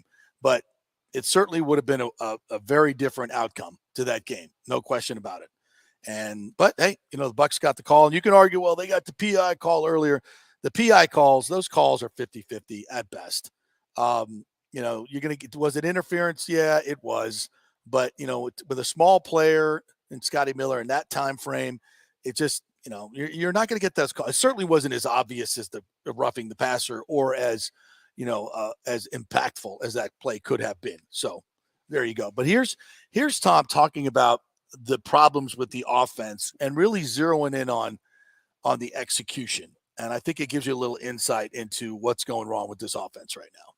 It's a great question. And I think it's such a natural thing to have happen, because you go a few weeks where you don't win, you've kind of prepared a certain way and you just come up short. And I think, part of it is just getting back on the field and performing at a higher level. And, confidence is a tricky thing, and when it's on, man, it feels really good. And when it's, you start to doubt yourself a little bit, it becomes difficult. And I would say our confidence as a team, I don't think wavers at all, but I don't think that confidence is always a great reflection of performance either. Just because you're quote unquote not lacking confidence doesn't mean you're executing at a high level. I think executing at a high level gives you confidence. I don't necessarily think it's the other way around. I don't think you can have confidence without evidence.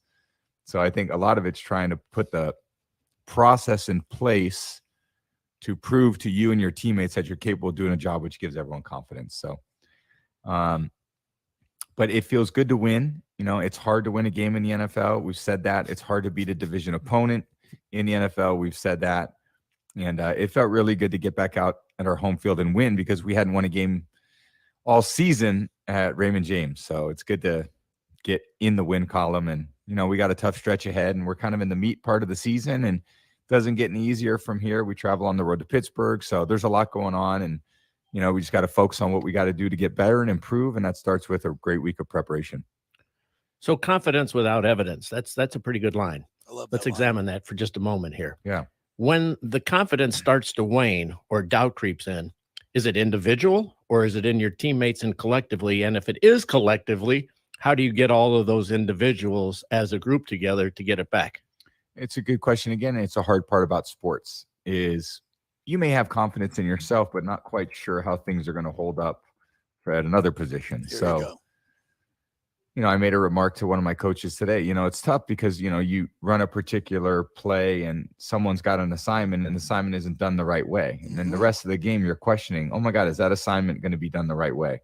And therefore it takes your mind and your energy away from what your job is, wondering if the person, you know, on your side of the ball is going to make the right play, even though you think he should, but, you know, because it's not done consistently, then, you know, it takes away from our overall confidence as a whole. So, you know, it ebbs and flows over the course of the season. Some guys can gain a lot of confidence, and you can, you know, I believe you really only get confidence from practicing what you're supposed to be doing at a high level and executing at a high level in order to say, God, I can do this, and I can do this repeatedly and win play after play after play, doing the right thing and making the right decisions. And then ultimately when, you know, I've got to make the right throw or make the right read, and the line's got to make the right blocks, and the receiver's got to run the right routes and make the catches. You know, all those things have to come together at a really high level. And that's what the good football teams do. And over the course of the season, how much confidence you have in your ability to execute and all of the really sustainable traits of great football teams come through. There's no hiding it. And at the end of the day, you're going to be able to see exactly, time will always tell what the reality of the situation is. So, you know, we need a little time to figure out, just like every team does, to figure out exactly what you can do well and what you don't do well. And what you don't do well, you got to improve. And what you do well, you got to keep building on. So that's the challenge of the season. And do you maintain hope? Do you maintain work ethic? Do you maintain discipline? All those things over a course of a long season. I thought that answer was so illuminating. You know, it tells me that there are guys on this team that are not performing and not executing at a consistent level that Brady needs. And who are those guys? Who are those guys? You know, I would point to the offensive line.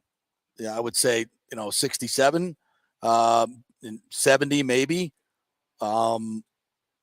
There's probably guys in the passing game, running backs, whoever it is, they're not getting the job done. And the execution level on this offense, you see it breaking down time and time again.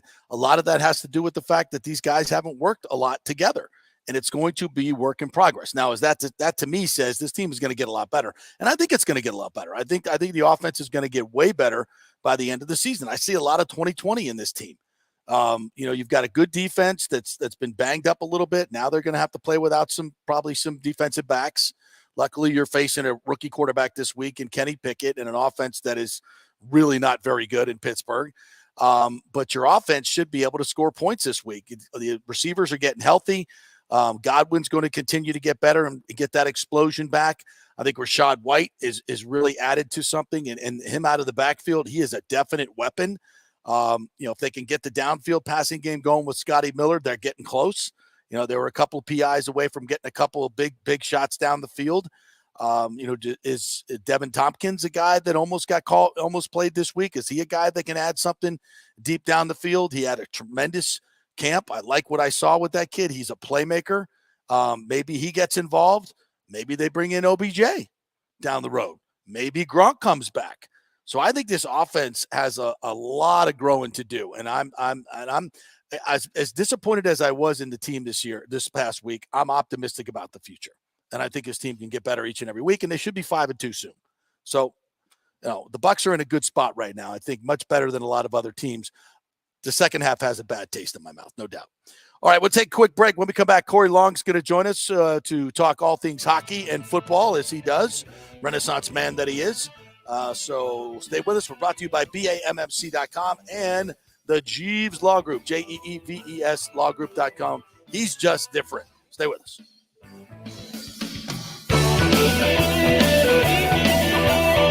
Now is the time to make sure your home insurance is in order. In the last year, many of us have made improvements to our homes. So call the folks at Italiano and discuss these upgrades to make sure you have enough coverage. According to a recent report, almost 64% of homeowners don't have enough insurance on their home, which is their most valuable asset. Also, a great time to make sure you have flood insurance, even if your mortgage.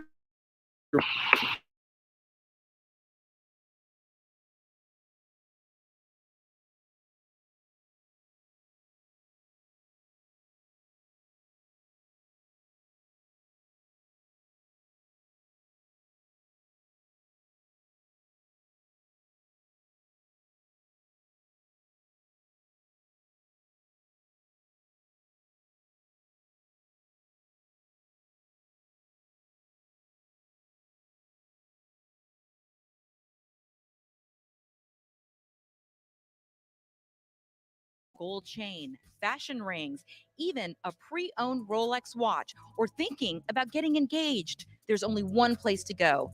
Go see my friends, Julie and Steve Weintraub at the Golden Diamond Source for your one-stop jewelry supercenter. It's never been more important to shop local and support the businesses that support our amazing Tampa Bay community. None better than the great folks at the Golden Diamond Source, 3800 Ulmerton Road, or online at goldendiamond.com. Ladies and gentlemen, let's rock. This is FanStream Sports with JP. All right, welcome back to the JP Peterson Show, brought to you by the Jeeves Law Group, JEEVES lawgroup.com. Does your car get totaled and your insurance company not give you enough money to replace it? Happens all the time, and you may have a case. That's a sweet spot for Jeeves Law Group. They prosecuted, or I said she represented a lot of clients in this matter. They could help you out as well. So find out if you have a case. It's a free call. Just go to Jeeves Law Group, JEEVES lawgroup.com. If you have any questions, any legal questions at all, they don't just do PI and insurance work like that. They do a lot of different things over there. And Scott Jeeves is a bulldog. Well, he's a gator, but he's a bulldog in the courtroom. And insurance companies don't like dealing with him. He's just different. So give him a call over there, please, and tell him you heard it on the JP Show. JeevesLawGroup.com. And he's giving away 4 tickets. We are giving away. So thanks to them for providing those tickets. All right, let's welcome in our good friend Corey Long, who covers the Tampa Bay Lightning and all things college and pro football. What's up, my friend? How are you? Oh, everything's good. How are you doing? It's been a bad week, Corey. It's been a bad week. Not a banner week for the locals. No. I put up a little Twitter poll that I sent you earlier today to kind of, get a pulse of the locals on all the disappointments from our teams this past week. The FSU second half. What was the worst thing? FSU second half, the Bolts game last night, which I thought was very underwhelming. The Bucs second half, extremely underwhelming, or the Rays postseason. The Rays postseason running away with it 68%. The most disappointing. As it should. It's a playoff. It's a postseason. So, there's a large, obviously baseball is a very long season. So it's a culmination of, a lot of hard work that comes down to Jose Siri being your sole run producer in three games worth of innings. When you put it that way, it's even worse. Jose Siri is your main run producer. Yeah, that you're not going to win a lot. You're just not. No, I mean, if you tell somebody before Jose Siri is going to be your biggest run producer in the playoffs, well, we got even last 2 games. Yeah. So. It was ugly, but we're not here to talk about them anymore. I've done enough on them. Let's talk about talk about the Bolts last night. I thought a very underwhelming first game. I know last year was pretty bad too against Pittsburgh, and they end up in the final. I'm not worried about this team, but it was a bit of a flop last night on Broadway, if you ask me. I mean, The Rangers definitely have their regular season number. That's certainly something to be told. I mean, true. You know, the postseason was a different story, but they've beat them, I think, 5 in a row in the regular season. But more than that, this team's got a lot. Like, there's a lot of growing they have to do with guys in new positions, guys trying to figure out each other. Defensively, you got all new pairings. On your top 6, you don't have Sorelli, so that kind of puts everything in a little bit of mix and match right now. I feel like they will open up things a little bit more against the Blue Jackets. The Rangers are a very good team. Obviously got an elite level goaltender. With Fox and Keandre Miller, you have 2 very good young defensemen. They're a big team. They can skate well. Zibanejad's pretty good. Yeah, I felt like the game was going to be kind of kept close to the vest. It really wasn't very good 5-on-5 action. There wasn't a lot to take out of the 5-on-5 game for the Lightning. They just couldn't generate a whole lot. And again, that's, guys haven't played in a while. Point missed 3/4 of the playoffs. True. So this is like his first time really pushing it on his healthy body. And, guys were so banged up last year. I do think that they're, Palat was a very good player. Andre Palat was a very good player. He'd been with the organization for 10 years, very valuable guy. And, you play with a guy for so long that, playing without him, it's a little unusual. And I just think they're going to need more time to kind of figure out these lines, where guys fit, who's going to, and really see who's going to step up offensively.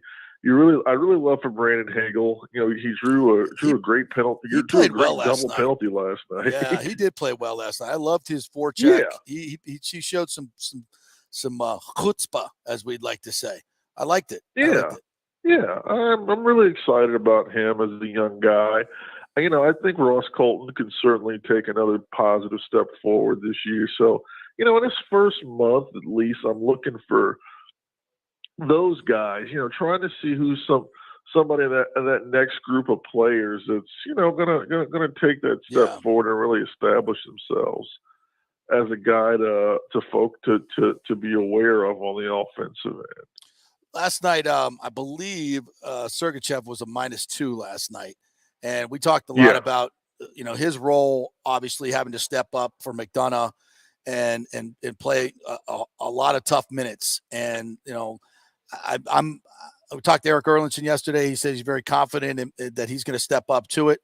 I'm not as confident. He's been in the league 5 years now. This is his 5th year. I want to see better from him. I don't think last night was a great start, and my expectations are so high for him. I think he can be an elite level defender and add the offense that Hedman can add. I think he's that good. But he's not been put in this role yet. So what do you think? Yeah, it's another thing he's going to have to grow into. I agree with you. I think he can be an elite defenseman in the league. I think this team believes he can be an elite defenseman in this league. They wouldn't have given him $64 million if they didn't feel that way. So, and I think he doesn't lack confidence. No. He was excited about his opportunity. He wanted this challenge. Last night wasn't a great game for him. I don't think it was I don't think anybody was horrible. I think they did keep things a little closer to the vest than I would have liked. That's the one thing as the years have gone by. They don't open things up as much as they used to, say 3-4 years ago. And that's kind of the way Cooper wants the defense to turn into offense. That's always been the way he wanted the team to be. They were kind of, they were a little bit more free flowing until the 2019 disaster happened. Then he started getting his way, and that's kind of the hockey that we see today. And obviously the results speak to what he's doing, and we definitely can't argue with those. Yeah. So so it's just. It's night one. It's on the road. MSG. The Rangers are obviously there's a high level of expectations for them. I thought the Lightning played. They were okay at times. They were disappointing at times. You didn't really feel like that second goal was going to come too easily, and it definitely wasn't going to come on 5-on-5. So, but their power play was 1 for 6, and the power play looked. And when they got 3 chances in that third period, I'm like, all right, here we go. Let's even it up here. And I didn't see one real great scoring chance. Well, you're losing 64% of your faceoffs, and for most of the game was more than that. Especially on your special teams, if you don't have the puck, that's going to be tough to. They gave up a shorty last night. They give up a power play, and they're 1 for 6 on their own power play, and that was a 5-on-3. So special teams, not special. No, not at all. And I saw in the first, I think they won they win 12% of their faceoffs in the first period. It was really bad. It's awful. It was really bad. It's about as bad. I think losing 2. I think they won 2 of 14. It doesn't get much worse than that.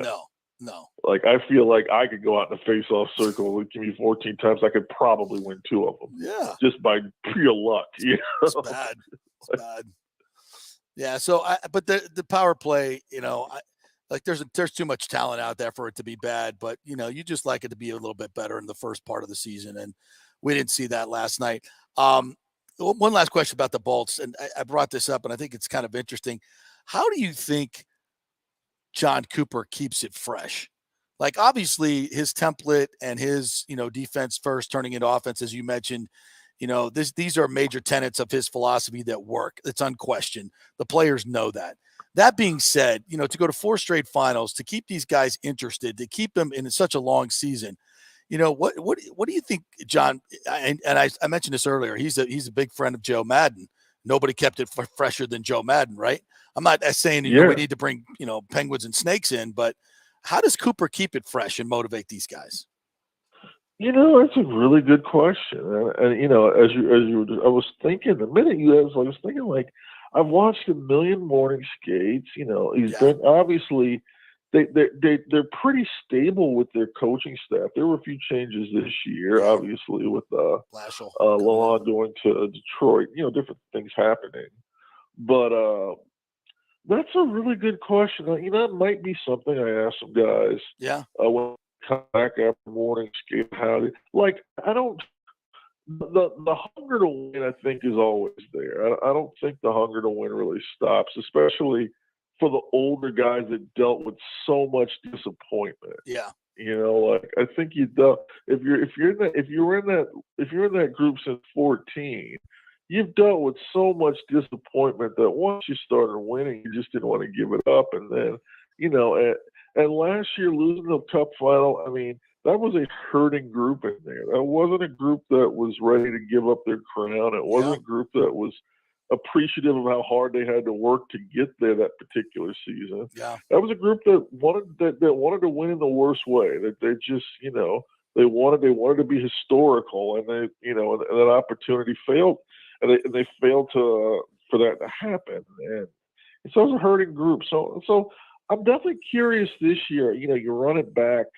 I think I'm with you. Keeping it fresh during the regular season just seems hard. It's got to be hard. Yeah. It's got to be hard because they're not trying to really win the Atlantic Division. That's not really their goal.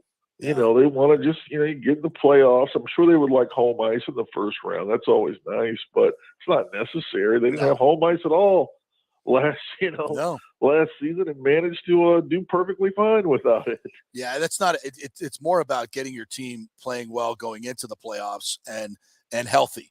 And I think, they know that. So this early part of the season has got to be a bit of a feeling out process, a bit of a, let's find guys and see what roles they're going to play. So, that's what being a professional athlete's all about. You got to find that motivation from within. And leadership is so key in that. But when you get new faces in there, that can also give you some new blood. Blashill as a new assistant coach maybe has a different message of, in terms of motivation. I don't know, but you've got some young guys there, especially on the blue line, that are going to have to work in. And Nemestikov coming back, I think he's a really good fit. So I didn't see much of it last night, but they got Columbus on Friday. We'll see how it goes. Hey, real quick, any thoughts on the Bucs second half and what you saw from this? I was not pleased with the way they finished the game. That game was just brutal at times, wasn't it? Yeah. It just was not a fun game. Visually, it wasn't fun. I thought during the second half they just ran into there were some self-inflicted wounds. There was just some general malaise coming out of halftime. I think once they felt like they got it, the defense was playing so well that I think they offensively, I don't think they felt like they needed more than a certain amount of points. Right. And then all of a sudden, a couple plays happen and you're in a ball game again, and they got you've talked about the roughing the passer call. It is what it is. It's not the first time that Brady's gotten a friendly call, so it works out. Sometimes it works out for your team, sometimes it doesn't. So, brutal. But I just think there was just a general malaise. I think they were a step slow. They were out of rhythm. Guys just weren't executing. Guys just didn't, nobody outside of Lenny. Now, Lenny was executing his ass off. He was a horse. He was a horse. Yeah. I mean, Lenny was when I looked at I knew he had a lot of catches. I wasn't really paying it. Like, what if guys catching a lot of 11 catches? Yeah. Wow. Yeah. I think 11 targets, 10 catches, and Rashad White, I think they completed 18 balls to the running backs. That was their running game. It was damn good too. So and credit to Lenny for being, you need some weeks. Not everybody's going to be playing well. You need somebody to step up and take the reins, and he did. And it's just, the guy's a professional. After all this time, he's been in this league for a long time. He's a professional. He comes to work. He's a hardworking guy. And he still, you talk to him afterwards, you realize he still wants to win. He still believes that this team can win a title, and he's here for it. I love it. All right, Corey, good stuff, my man. We'll look forward to talking to you next week. FSU got any shot against Clemson this week? 7.5-point underdog at home. You feel like they got a puncher's shot. You get some turnovers early, maybe get out to a lead. That would be nice. They can't do a lot offensively. Even last year, when you look, the game was close. They get the big kind of fluky play to toe. But other touchdown was a strip sack by Jermaine Johnson. Yeah. So they're going to need somebody on defense to do more than be an assignment guy. Someone's going to come out here and make a play. Yeah. All right, brother. I'll talk to you next week. Enjoy the weekend of football. All right. You be good. Have a good week. Thanks. All right. We'll take a quick break here. We're brought to you by BAMMC.com in our second hour, Bay Area Modern Medical Center. If you're looking to lose weight, testosterone replacement therapy, or just get healthy, BAMMC.com. And the Jeeves Law Group, JEEVES lawgroup.com. Dave Archer, Falcons analyst. I asked him to look at the tape and tell me what he thinks about this Buccaneers team and the Falcons. We'll chat with him when we come back. Quick break.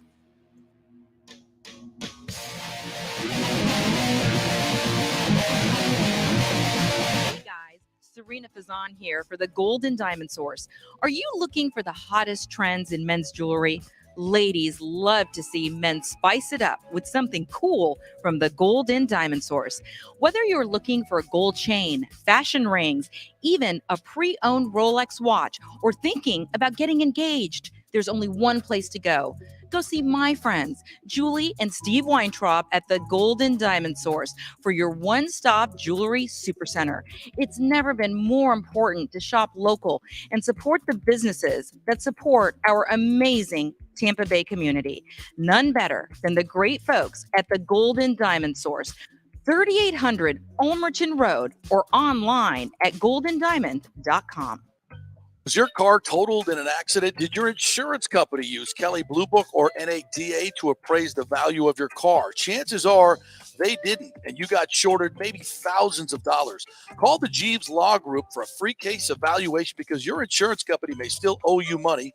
727-894-2929. It's a free call, so why not find out if you have a case?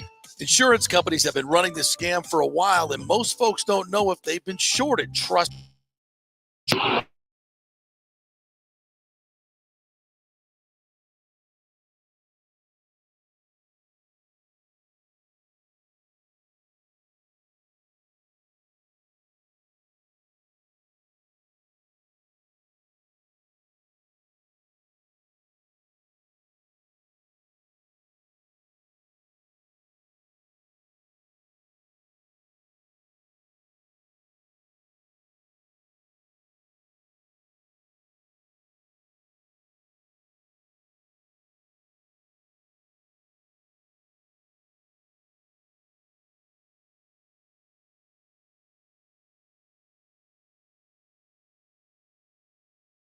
is making sure your pool enclosure is added to your policy and there will be no issue at claim time. That happens a lot.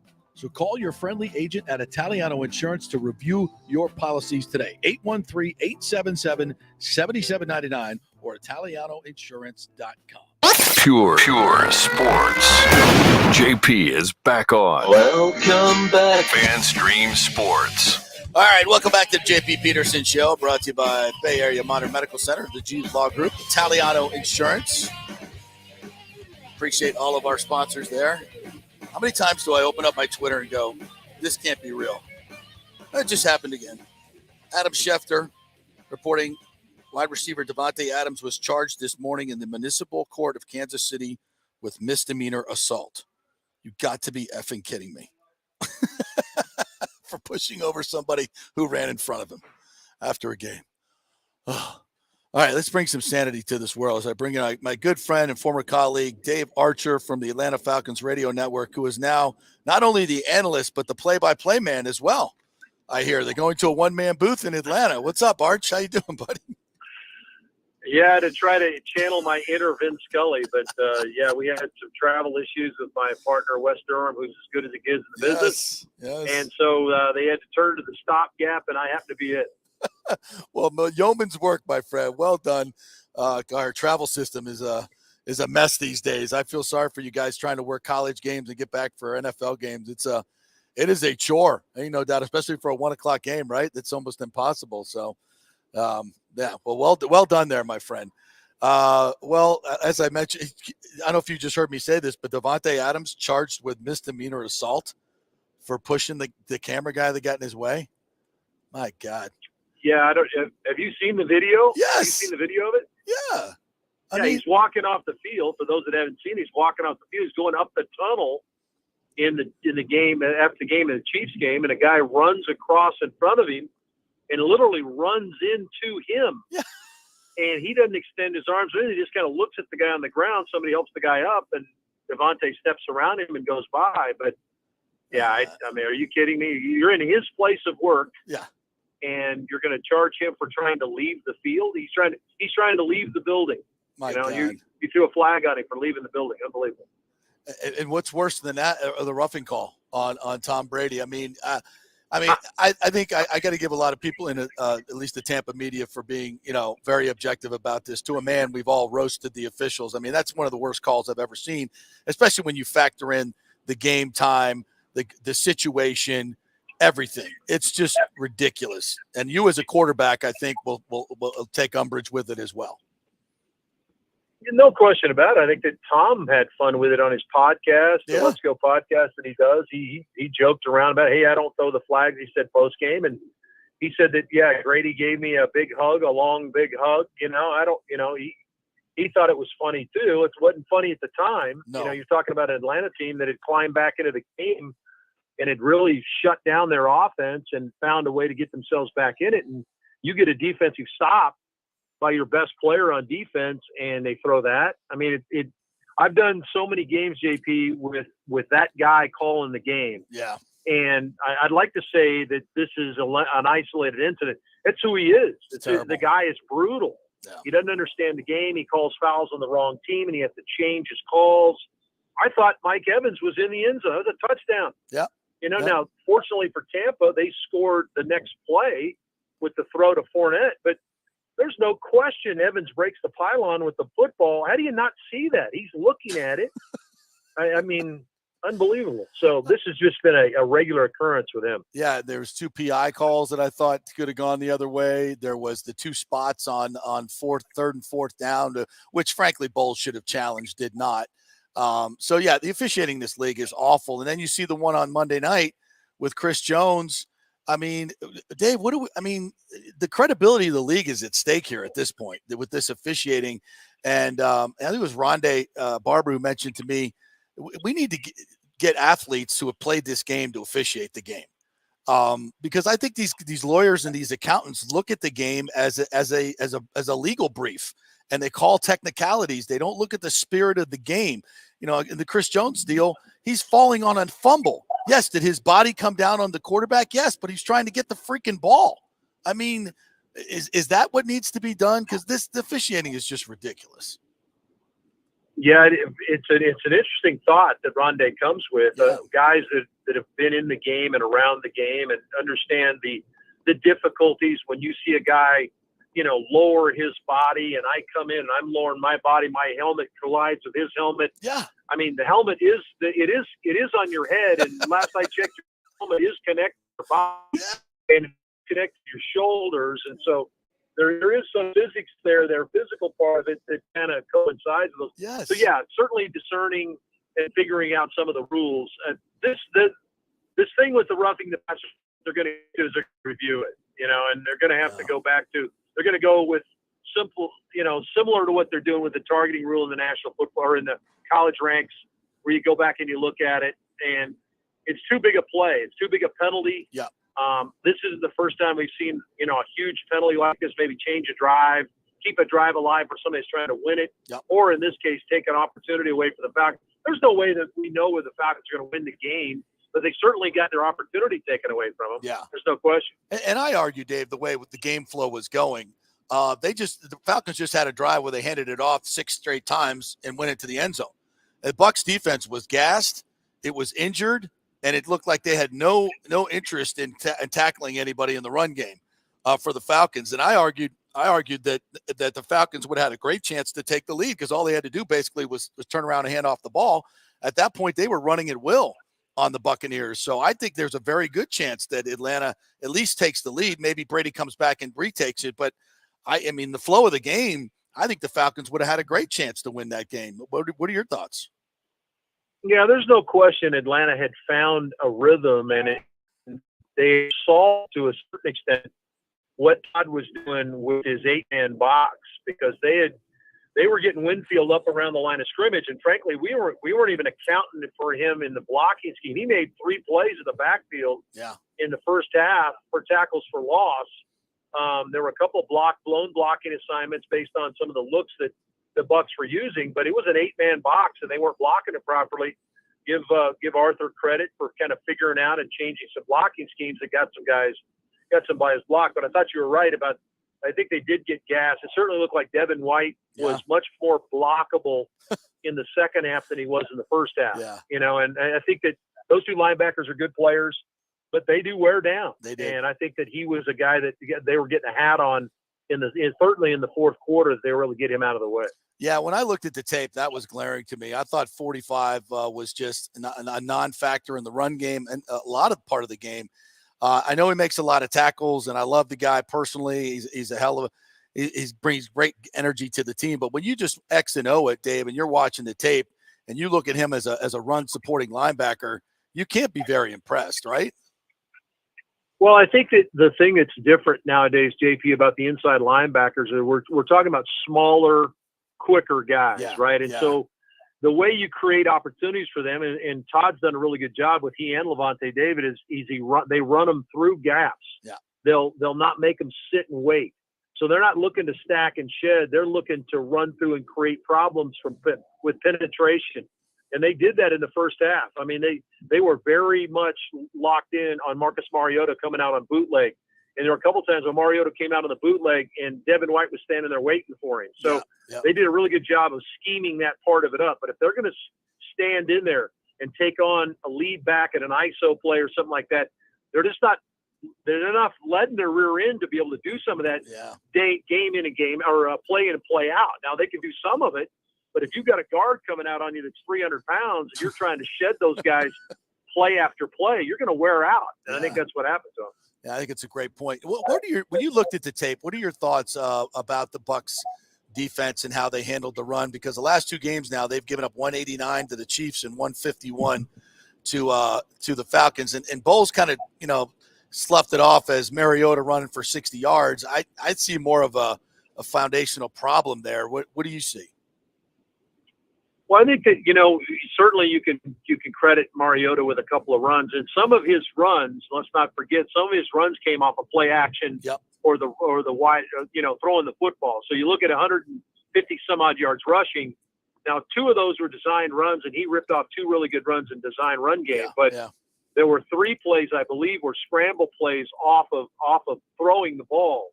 So that counts to the run game as well. I don't know how much that Patrick Mahomes did that the week before, but it certainly looked like they got gashed a lot in the run game. If you go back last year to the Falcon game in December with Tampa again had this reputation of being a top run team. Atlanta ran for 125 yards in that game against Tampa. So it wasn't just the quarterback. Matt Ryan was the quarterback of that team last season. So there is some issues there as far as, from what I can tell, it looks like, the run fit scenario kind of gets a little skewed. Mm-hmm. When you've got linebackers that you like to run through, or you've got guys that can pick gaps and go try to make plays, sometimes they're not quite as disciplined as where they need to be. Yeah. The safety up near the line of scrimmage playing outside, who's filling that potential safety spot in the gaps in that second and third level. Sometimes those things get away from you. So I'm sure there's some schematic things he can do.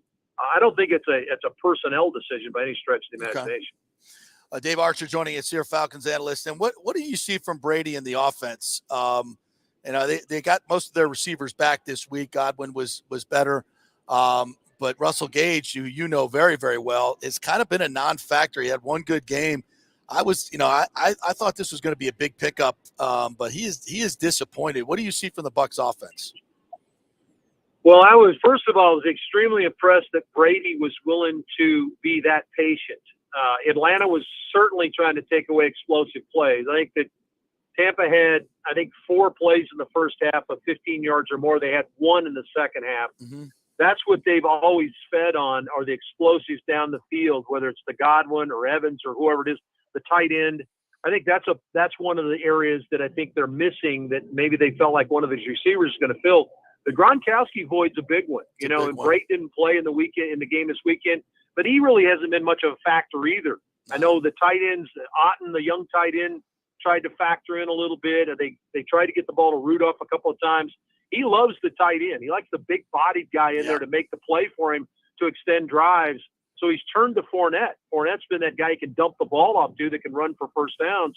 But I was really impressed with his patience, because he's a guy that wants to stretch it. He wants to throw the seam route. He wants to throw the fade down the sideline. He wants to make the big play. And I thought he showed why he's one of the best, if not the best quarterback of all time. He took what Atlanta gave him, and he ended up moving the football. Now, Atlanta did what they needed to do in the red zone and they only gave up 2 touchdowns. But I think that he's doing a good job of trying to adapt to what he has. I don't think they're great up front, JP. No, they're not. I think they're still trying to solve some of that stuff with some of the injuries you guys went through in training camp, trying to figure that out. And that means getting the ball out a little bit quicker. The thing I'm a little more surprised about is they're not running the ball very well. And he needs them to run it a little bit, especially if this is the team that wins the division and they get in the postseason. He's going to need some help with the run game, and they haven't run it very well this year. Yeah, their creativity in the run game is just awful. It was good against Dallas in the opener. They ran a bunch of jet sweeps and some counter trays and different stuff. But since then, the running game's been very stale, just off tackle, just stale stuff. No creativity to it at all. Dave Archer joining us here. So when does Arthur go to Desmond Ridder? Maryland's keeping him competitive. That's the thing. You guys are in every game. But he ain't future. Yeah, I think some of it has to do, JP, with how he's calling the game for him. I know a lot of people were saying, "Oh, well, he's only thrown for 79 yards last weekend and 7 completions. This weekend we threw for about 150 at 14 completions." I went back and charted how they're using him, and what opportunities they're giving him. I mean, he had I think he had 9 dropbacks in the game, 9 plays where he just, as a quarterback, you drop and throw the ball. Mm-hmm. Only 9 times. Wow. He completed 6 of those. Wow. The other ones were bootleg plays. You know as well as I do, that cuts the field in half. Yep. You're not getting much of an opportunity there. You got 1 or 2 guys to throw it to. They have play action shot plays where they have 2-man routes.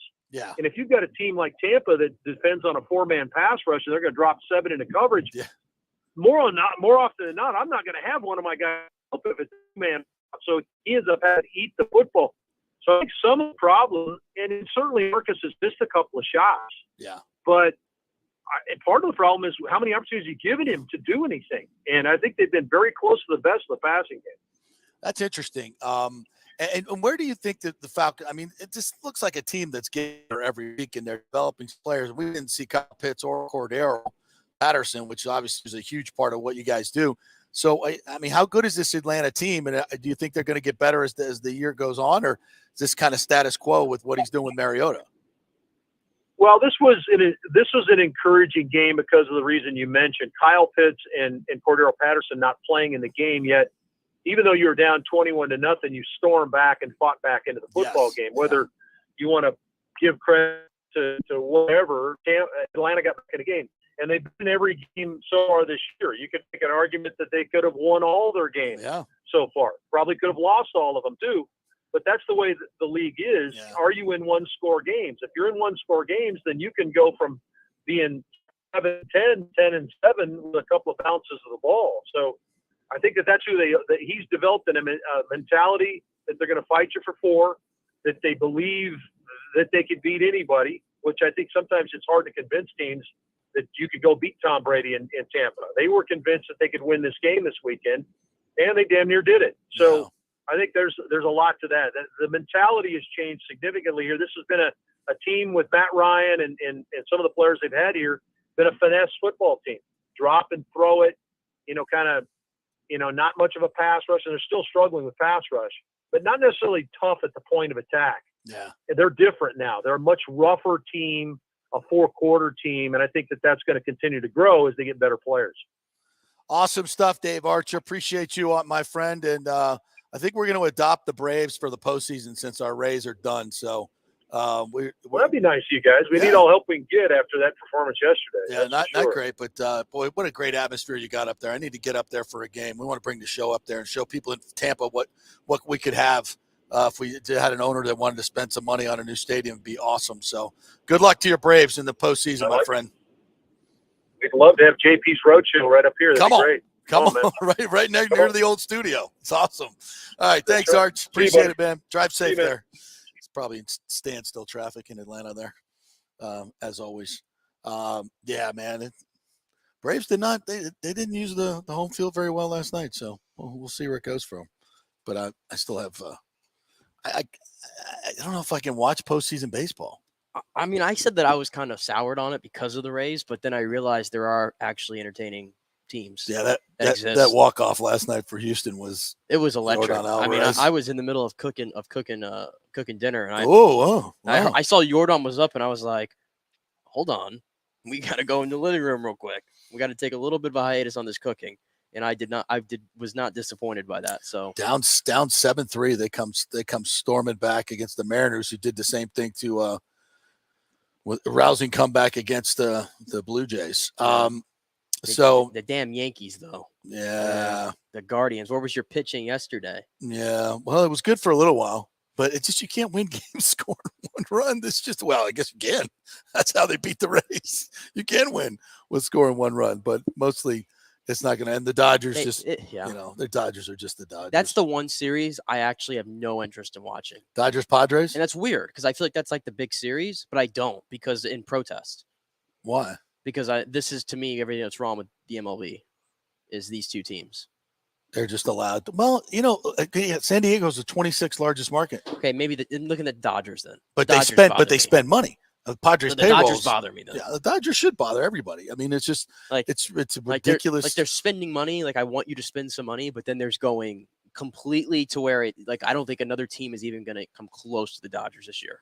I did have Urias with over 4.5 strikeouts last night, though. That was a winner. Well, that's good. Yeah, that was a winner. I like those baseball prop bets. They're nice. All right. Our thanks to Corey Long today and Dave Archer, who joined us. Hope you guys had a good time as we did. Tomorrow, we will be talking some Gator football with Scott Carter as they look to welcome in LSU. FSU's got a huge game with Clemson. We'll probably do a little guest tomorrow and Friday. Patrick Burnham will join us on Friday. So we'll get some more into that game as well. It's a huge game for FSU. Who's USF got this weekend? I think Houston? Yeah. Oh, Tulane. Tulane. Who's been really good. So we'll get a lot of college football talk in tomorrow, and we will chat with you then.